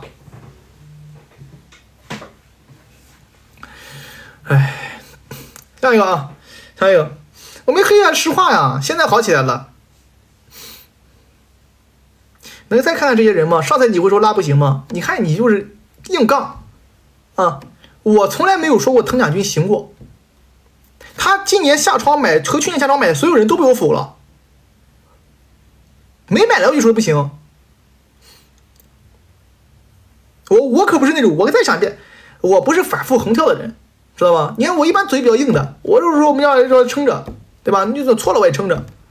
啊，我之前讲的，我一直都去看的，不看他的所有引援。啊，奥纳纳没否，对，奥纳纳没否，奥纳纳现在还行啊，奥纳纳现在可以啊，有一说一是不还行，你别尬黑，对吧？是不是还行啊？奥纳纳还可以啊，还可以啊。下一个 M 总说你呢，你是如何成为一名曼联球迷的？我觉得我这个年龄段曼联球迷应该挺多的。我们当时什么呢？我们当时是叫做 WE， 哎，应该是你看我这个年龄段啊，老 WE。哎，湖人 WE， 然后呢，或者说雷霆，湖人雷霆 WE， 然后呢，再加上这个叫做曼联，就我们那个年龄段应该是这样的，冠军粉嘛，冠军粉。现在我可以说你也是冠军粉，但当时我们其实都是这么来的啊，都这么来的啊。当年我们那时候看英联盟看 WE 冠军多，御三家、微笑、草莓、凯尔拉古、卷毛和若风。是吧？当年教练是阿布，然后这个快船、雷霆双少啊，加那个什么萝卜头是吧？然后曼联啊，但是都是这么来的，都是冠军粉过来的啊。RNG 什么老黄历了，我去，那个时候哪有 RNG 啊？那时候叫皇族呢，哪有什么 RNG 啊？Zero 增外电池7胜，我车还需几个窗口复兴。那时候 UZI 都不是什么明星，我看的时候 UZI 就是世界第一 UZI 是微笑。啊，Zero 增外电池7胜，我车还需几个窗口复兴？2个。切尔西复兴的概率现在来看非常的快啊！切尔西这个球队已经来到了这个自己最鼎盛的状态，就是复兴很快，因为现在你记住我这句话，你车距离复兴就差某个关键球员了。现在你车这个戏台已经搭好了，就差主角了啊！给你车弄2个好货色，绝对马上就理解。一个窗口吧，一个窗口差不多了，再来个核心，一个窗口差不多了。下一个啊。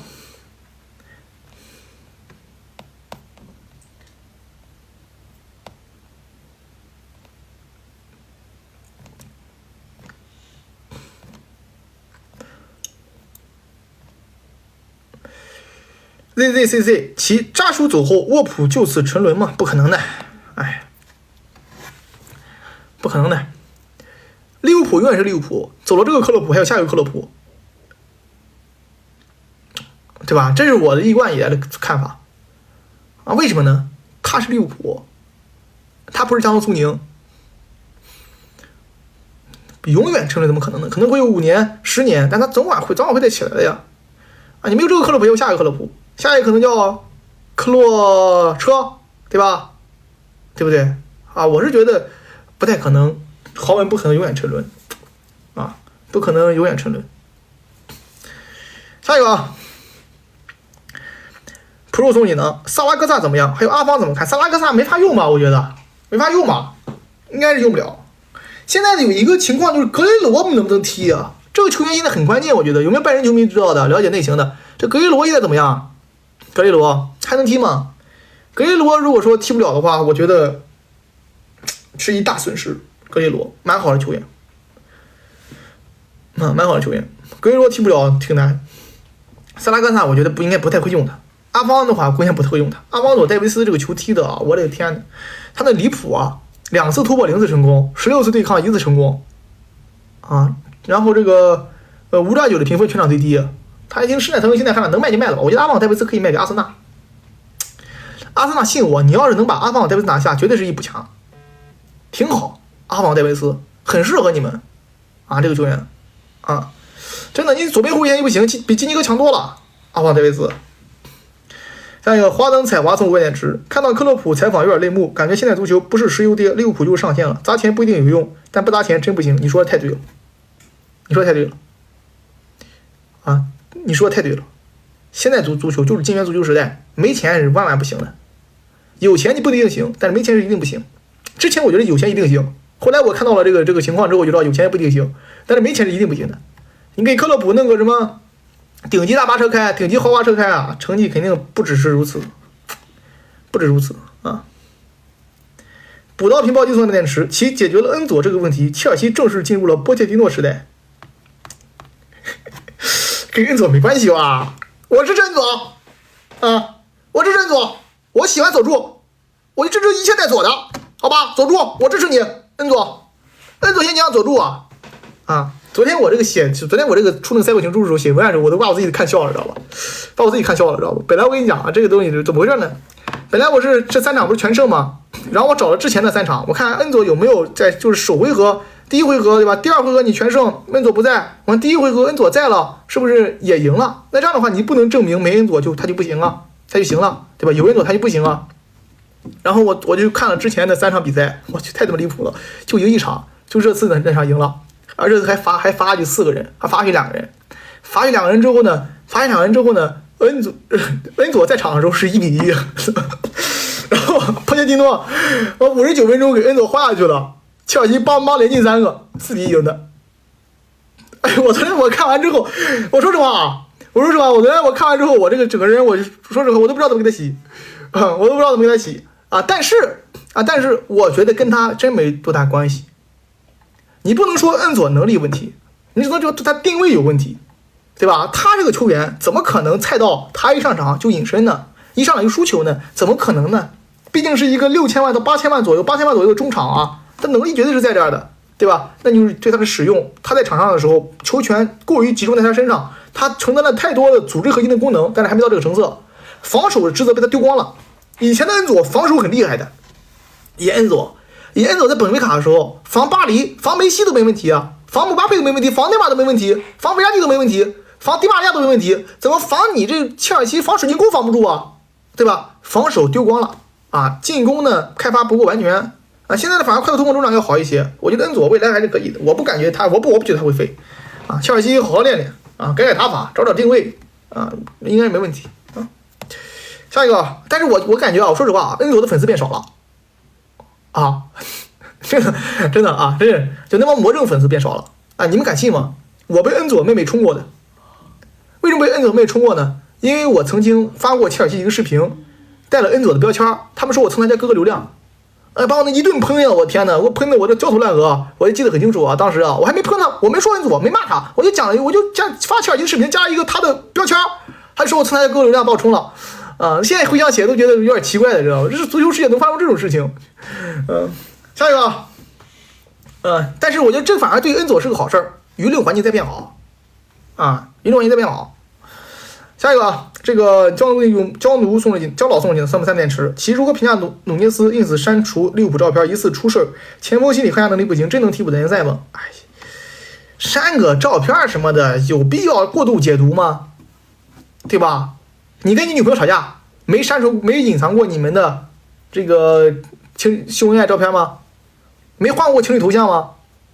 对吧？你跟你老婆吵架嘛，你都能删黑、拉黑、删除、隐藏秀恩爱照片。他被骂惨了，队里边有点不顺心了，他隐藏一下利物浦的这个照片是吧？表达发泄，这有什么呀？人家说没有，胡扯，他们没有，没谈过恋爱，这里有吧？没谈过恋爱是吧？所以讲我是觉得这没什么过度解读的呀。你下再去看哪教练吧，我觉得他在利物浦应该还是有未来的我觉得他在利物浦还是有未来的下一个这个佑赫送你呢分析一下格雷罗对于拜仁的影响，我人何惧？他没删过我的。格雷罗对于拜仁的影响什么呢？格雷罗对于拜仁的影响都是隐藏的，你会删吗？你吵架，你把这个情侣秀恩爱都删了，那你这个情绪太不稳定了，隐藏嘛，那是很正常的吧，对吧？你们之间发生冲突是吧？表明你的不满，这个删了有点夸张了吧？你情绪也不，这种男人不能这样啊，兄弟们啊！那有没有直播间有没有女孩子啊？看看啊，你说删过的都给他标一下啊，以后这个不要理他们啊，这一看就是情绪不稳定啊啊！下一个。这个格雷罗对于拜仁影响还是我觉得还是有的。上场比赛踢后腰踢得很好，又能踢边后卫，对吧？他整体做法和能力还是比较适合拜仁慕尼黑这个球队现如今对于防守的需求的，而且有跑动能力有影响。但是皇马影响更大，皇马人员也不齐，两个球队残阵谁比谁强多少呢？打呗，打呗。情侣之中这么点迟，挺奇怪的是车子这波连胜，对面都不高位逼抢了，没恩佐，按理说车子应该更不好出球才对，累了吧？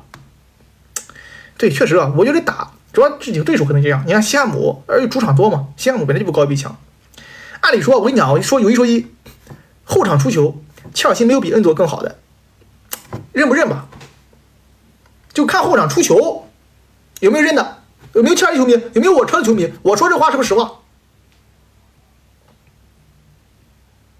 有没有我车实？有没有我有没有我车这个有没有这个实话？对吧？我说这是不是实话？就是后场出球啊，真没有比恩佐更好的，对吧？但是现在切尔西呢不太需要后场出球，前场压抢就完了，因为他年轻够快呀，他不像这个比较成熟的球队，他后场出球从后到前，那你就是抢就完了，下一个啊，触到对手脚下，恩佐呢这转移长传真还行，你这不一点优点没有，不至于吧？下一个啊，哇 A， 哈兰德和梅西谁的头球水平更高？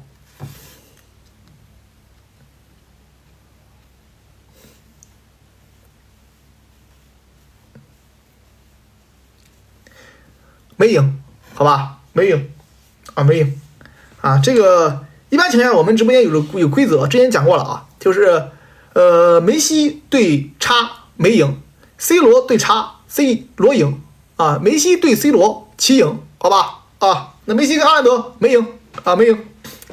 小磊25年枪迷，这2年又能兑现了，这感觉你懂，我懂，别急，明年我给你一个都扎着马下别急，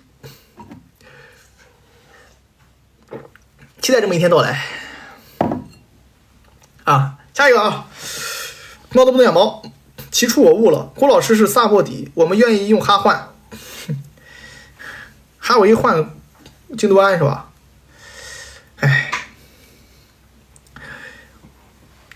郭老师是萨沃迪，还行吧？京多安在巴萨踢的，嘴有点碎了但是踢的还可以，京多安没什么问题。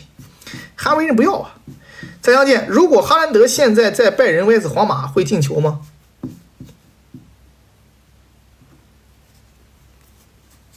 这种话怎么问呢？你这球还能打复活赛的，我去！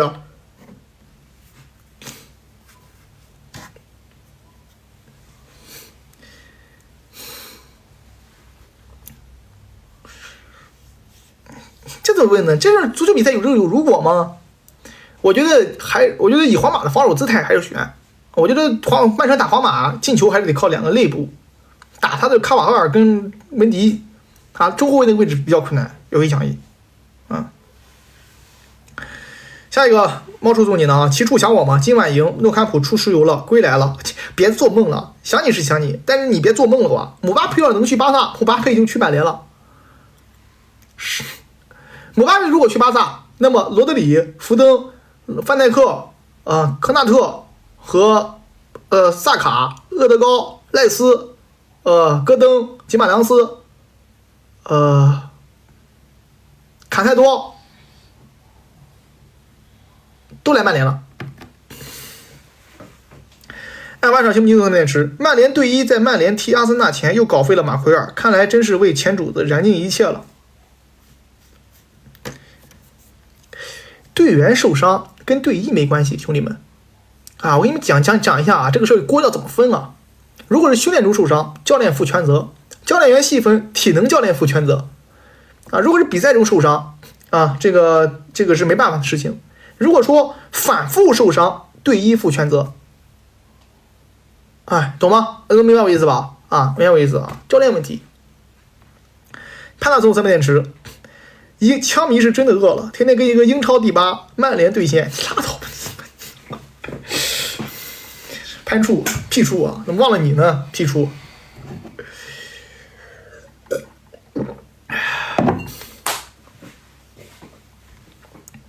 阿金多情月明送你呢。其对小熊态度有无改观？今年小熊进步不小啊。我一直对维尼修斯的态度是球可以，人不行啊，不是人不行吧？人不喜欢。我这一直对他的态度啊，我觉得维尼修斯能力是没问题的呀，啊，世界前40架吧，啊，但是今年有进步，今年他能踢中锋了，我去，这一点是我的感官非常大，能踢中锋了，好厉害，对吧？能踢中锋好厉害，增重了好厉害，能踢中锋很厉害。但是呢，作为一个球星呢，我觉得他把他的情绪更加稳定化，是吧？把他的这个领袖精神、大将之风找一找，哎，他的上限会更高。今年确实能踢中锋很厉害，能踢中锋很厉害。今年，他说的不是格瓦迪奥尔，他是皇马球迷啊。下一个，谁总送你呢？为什么本泽马存在感很低？他和凯恩谁更强呢？本泽马存在感很低，你是从哪得出来的结论呢？本泽马肯定比凯恩强啊，巅峰的时候，对吧？就那一年，本泽马比任何人都强，比任何中锋都强，对吧？他金球马怎么能够说这个存在感低呢？他跟 C 罗在一起，他存在感低正常，因为任何凯恩跟 C 罗在一起，凯恩存在感也低啊，对吧？你现在说了，我说让凯恩转回去皇马，跟 C 罗搭档，颠覆 C 罗 ，C 罗 BBC， 凯恩是这个 C 罗旁边的帮手，凯恩存在感也低，对吧？你这个东西你要看，我举例子，对吧？啊，王楚琦跟林戈一站在一起，王楚琦没有存在感，透明人，看不见我，又矮，是吧？你的镜头里面都扫不到我，对吧？但是王楚琦跟弹幕站在一起，王楚琦就显得很亮眼，但是不一样，能理解这个意思吗？啊，对吧？所以说你看的更是有对比的。啊，有对比的啊。下一个啊，下一个，这个阿基多基叶明，送你呢啊。我其才可评足坛，貌能比潘安。黑子跪下也别跪下，坐下就行了啊，跪下也算了啊。才可评足坛，貌能比潘安。好诗啊，好诗。阿贤小跟班送你呢。航母伤了打枪手，只有埃文斯比苏马达洛特了吗？利马好像能回来，埃文斯好像能回来。利马、埃文斯、比苏马啊，万比萨卡加达洛特好像可以啊，是吧？这个组合应该没问题，我觉得打阿森纳应该没什么问题。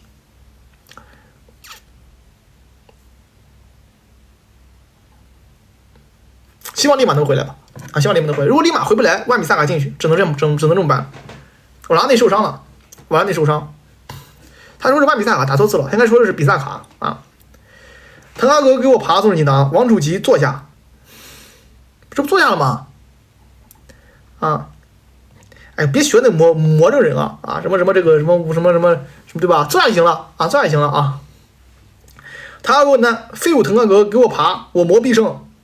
滕哈格别爬了，现在滕哈格挺好，滕哈格拜仁要抢。拜仁今年选帅把自己选成了全欧笑话，也是绝了。拜仁最权威的媒体应该是得天空吧？我觉得得天空应该是拜仁算是最权威的媒体之一了。啊，拜仁已经联系过滕哈格了，滕哈格拒绝了。拜仁真饿了，是真饿了。那拜仁真的抽象，他就联系过滕哈格了呀。滕哈格拒绝了，滕哈格说我要在曼联带完这个赛季。滕哈格吃胆诛心。滕哈格这个拒绝了，滕哈格啊。下一个 CH 送你呢啊，从拜仁选朗尼克我就知道他这个队伍已经入魔了。哎，不如滕哈格，不如拜仁搞什么队委会带队试试呢？开创足坛新世纪，诺伊尔主教练，穆勒副主教练啊。CH 如何看切尔西高级货没上后连场胜利？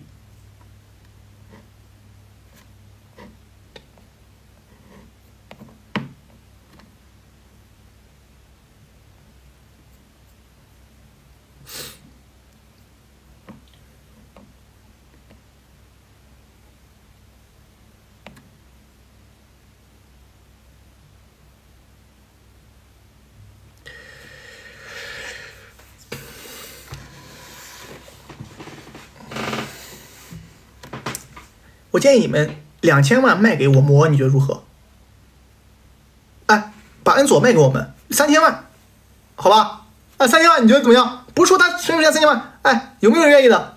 我觉得恩佐来曼联可以的，跟科比搭档应该没问题，是吧？哎，你说你都不喜欢3000万怎么样？3000万卖给曼联，对吧？你这不就今天摆上货架嘛？摆上货架，对吧？你看你都嫌弃都喷，摆上货架上架，是吧？啊，摆上货架啊，摆上货架。下一个，我借给他了。下一个啊，猫都不能养猫。各位萨迷，奇数对我们真挺客观，他只是曼联的串儿，拉倒吧。我从来不穿任何俱乐部，我只是平等的黑任何每一个俱乐部而已，包括曼联，对吧？因为如果说你要是不敢骂、不敢说坏的，如果批评不自由，则赞美无意义嘛。你是不敢说坏的，那你说好的光天天打马屁精有什么意思啊？我听见切尔西好，这个俱乐部辉煌历史，铁血蓝军；利物浦好，英超前2俱乐部是吧？啊，皇马好啊，历史第1俱乐部；巴萨强啊，未来一定复兴。拜仁我去无敌啊，那有什么意思啊？对吧？啊，你只有有批评的时候，你才有赞美嘛。我是平等的黑每一个俱乐部啊，平等黑每一个俱乐部啊，国米除外啊。下一个啊，何大哥送锦囊啊，何大哥送锦囊啊。啥室友在我发烧开空调？那你发烧了，你给他讲一讲啊！啊，发烧了啊，实在不行赶紧出去打点点滴啊！发烧了啊，让这个给老师说一声，出去不行开个王数呗啊！那没办法，身体第一啊，兄弟们啊，注意保重身体啊，保重身体，特别是5·1封完了，5·1没少喝吧？啊，没少吃吧？上一个称看，最起码长10斤，都是累赘，都脂肪，一摸我的妈，哎呦，这咋整啊？对吧？啊，一上称过去，一上称称一称啊，好好的排泄啊。下一个SSYYY 送锦囊啊，给我场推荐点人加下赛季阵容。阿森纳托马斯帕蒂能留下就好了，能留下托马斯帕蒂，买一巴雷拉。如果说你要补中场的话，买一巴雷拉。补锋线的话，左边锋啊可以试试戈登啊，有一讲义，戈登其实可以试试。如果说没有左边锋的话，你现在的话，这下个赛季左边锋特别好的好像也没有。你把那内地投了他继续培养，中锋哈弗茨那边位置可以买个老登，可以买个类似于像哲科啊这样的球员打轮换，这个赖什也行吧，这个赖什也可以。左边锋呢，我建议是阿方索，左边后卫我建议阿方索戴维斯。如果说你要打4后卫的话，那不需要阿方索戴维斯，那你中场出现这个情况就可以，对吧？赖斯帕蒂啊，若日尼奥啊打轮换，前面厄德高是吧？把买个恩凯迪亚替补，买个这个赖什，左边锋如果能补不能补拉倒啊。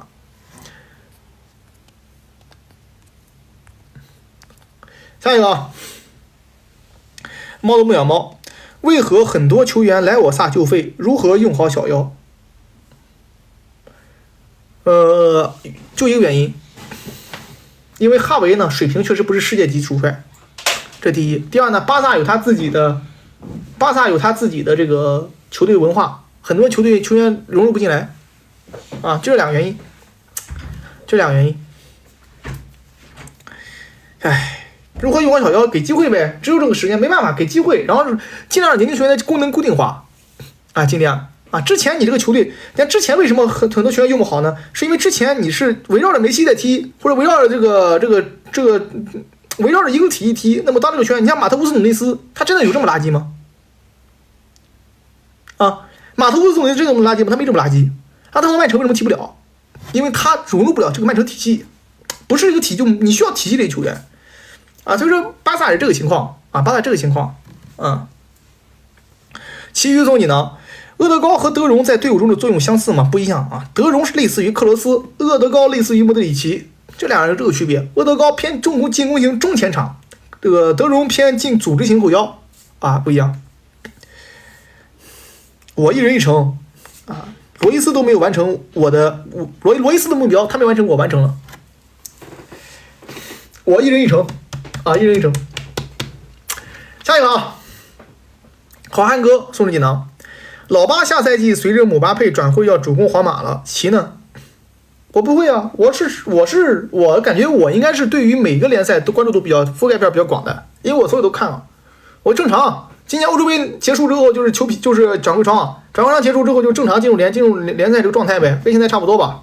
明年看明年解说可能主要工作吧。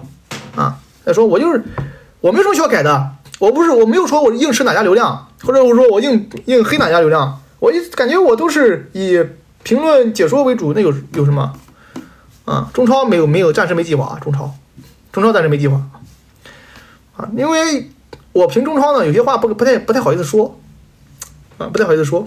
中超明年再看吧，如果说有平台邀请解说的话呢，有可能啊，但是我明年暂时是没计划。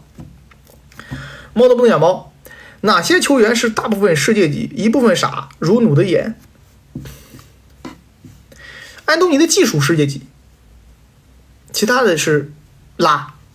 安东尼小技术可以的。雅各松的盘带我觉得也算是准世界级的。雅各松，巴洛特利的身体是吧？然后厄德高的直塞，但是厄德高身体素质不是世界级，但他直塞真世界级，啊。大概这么回事啊。二台应该看到的，应该看得到的。一步的嘴，不说了，他说的啊。这个6月4个月说的啊，他说你看一步的嘴，他说自己说的，一步就是世界级啊，不是博格巴就是世界级，啊。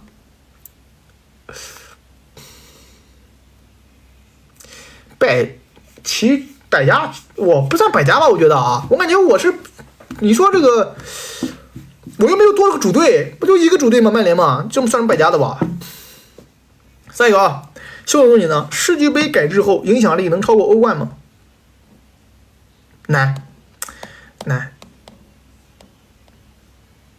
超过欧冠。普和红钻是什么？你这联赛 K 联赛中超有关注度吗？是吧？啊，没有，还是世俱杯改制后肯定有帮助，但是影响力超过欧冠不太可能。欧冠他这个联赛已经是进入了这个大普遍有欧冠，欧洲足坛永远不可能被超越啊。下一个啊，秀总你呢？热刺下赛季买德甲新靴能拿英超冠军吗？凯恩啊，拿不了。热刺不是一个凯恩的问题，热刺两个边路基本上废了。孙兴敏很多人迷，但是我有讲一个现在真是没油了。孙兴敏可能还能踢半个赛季，但是没有轮换的话他踢不了了。孙兴敏，那个布兰约翰逊不太行，对吧？不太行。库卢呢慢啊，没有能突破的，就在每个边锋差不多了。猫都不能养猫，明年因为奇数现场观战，曼联球员脸上全是网废。明年我要去老特拉福德的，但是会赢的，不能我去还不赢吧？那真是太不要脸了。明年暂定计划是去老特拉福德看球的，他如果说要是赢不了，我感觉我当场要开始喷了，我去，那真开喷了。啊，我他妈我就看一场球，我飞那么远，飞10几个小时啊，跑了还要再转机弄半天了，到异地，我选场会赢的比赛啊，啊，打个肉队，我一看哦，这赢不了。下一个，看看吧。如果说有曼市德比看，肯定看曼市德比啊，双红会啊，有可能。下一个啊，北岛送你呢，骑士国看托纳利，只压优纽卡赢是吧？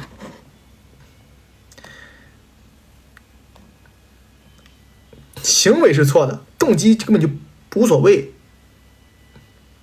不知道你们能理解我这意思吗？就比如说我喷老板，对吧？你别因为我什么喷老板，我这行为就不对，怎么能喷老板呢？对吧？老板刷 AC 刷弹幕，我们要对老板充满尊敬啊，怎么喷他们呢？啊，虽然有些老板确实是要挑事的，对吧？不懂事的啊，对吧？那你看动机可能是大家可以接受的，但是行为就不对，对不对啊？下一个啊 ，C 总送你呢哈。皇马下赛季如何补强？二老留队咋看？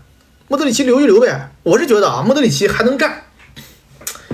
皇马如果选择让他留队呢，没问题。如果莫德里奇能接受现在这个定位的话，打个替补有什么问题啊？他自己如果能定位的话，他自己如果能把自己定位在轮换这个角度上来看，有什么问题？没有任何问题啊。下赛季补强，皇马首要买中锋啊，买个中锋无敌了。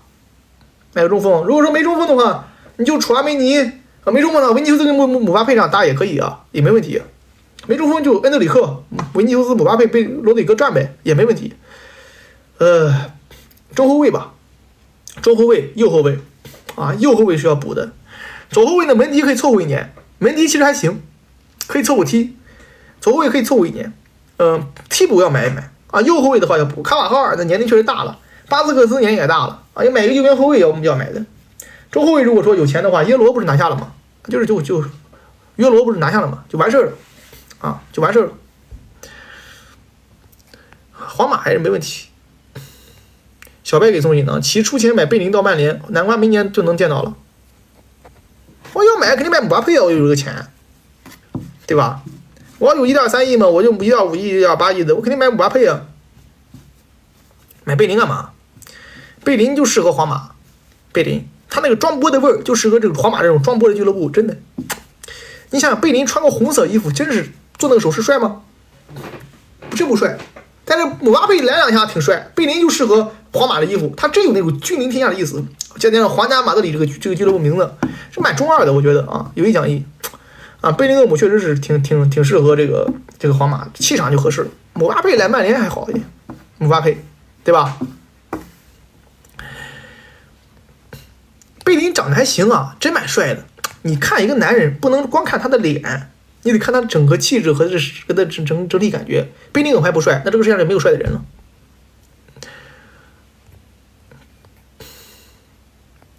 下一个啊，220，其如果哈上货架，他和巴佩谁更适合皇马补强？有姆巴佩，没人选哈兰德啊。当然，你从战术角度上来讲的话，哈兰德最适配，对吧？跟维尼修斯一左一中嘛。但是我还是那句话，有姆巴佩，没人选哈兰德啊，肯定还是选姆巴佩。适合吗？你阵容上肯定是姆巴佩啊，肯定是哈兰德。昂苏总，你呢？如果莱奥努力，他的上限在哪？如果莱奥努力，他的上限在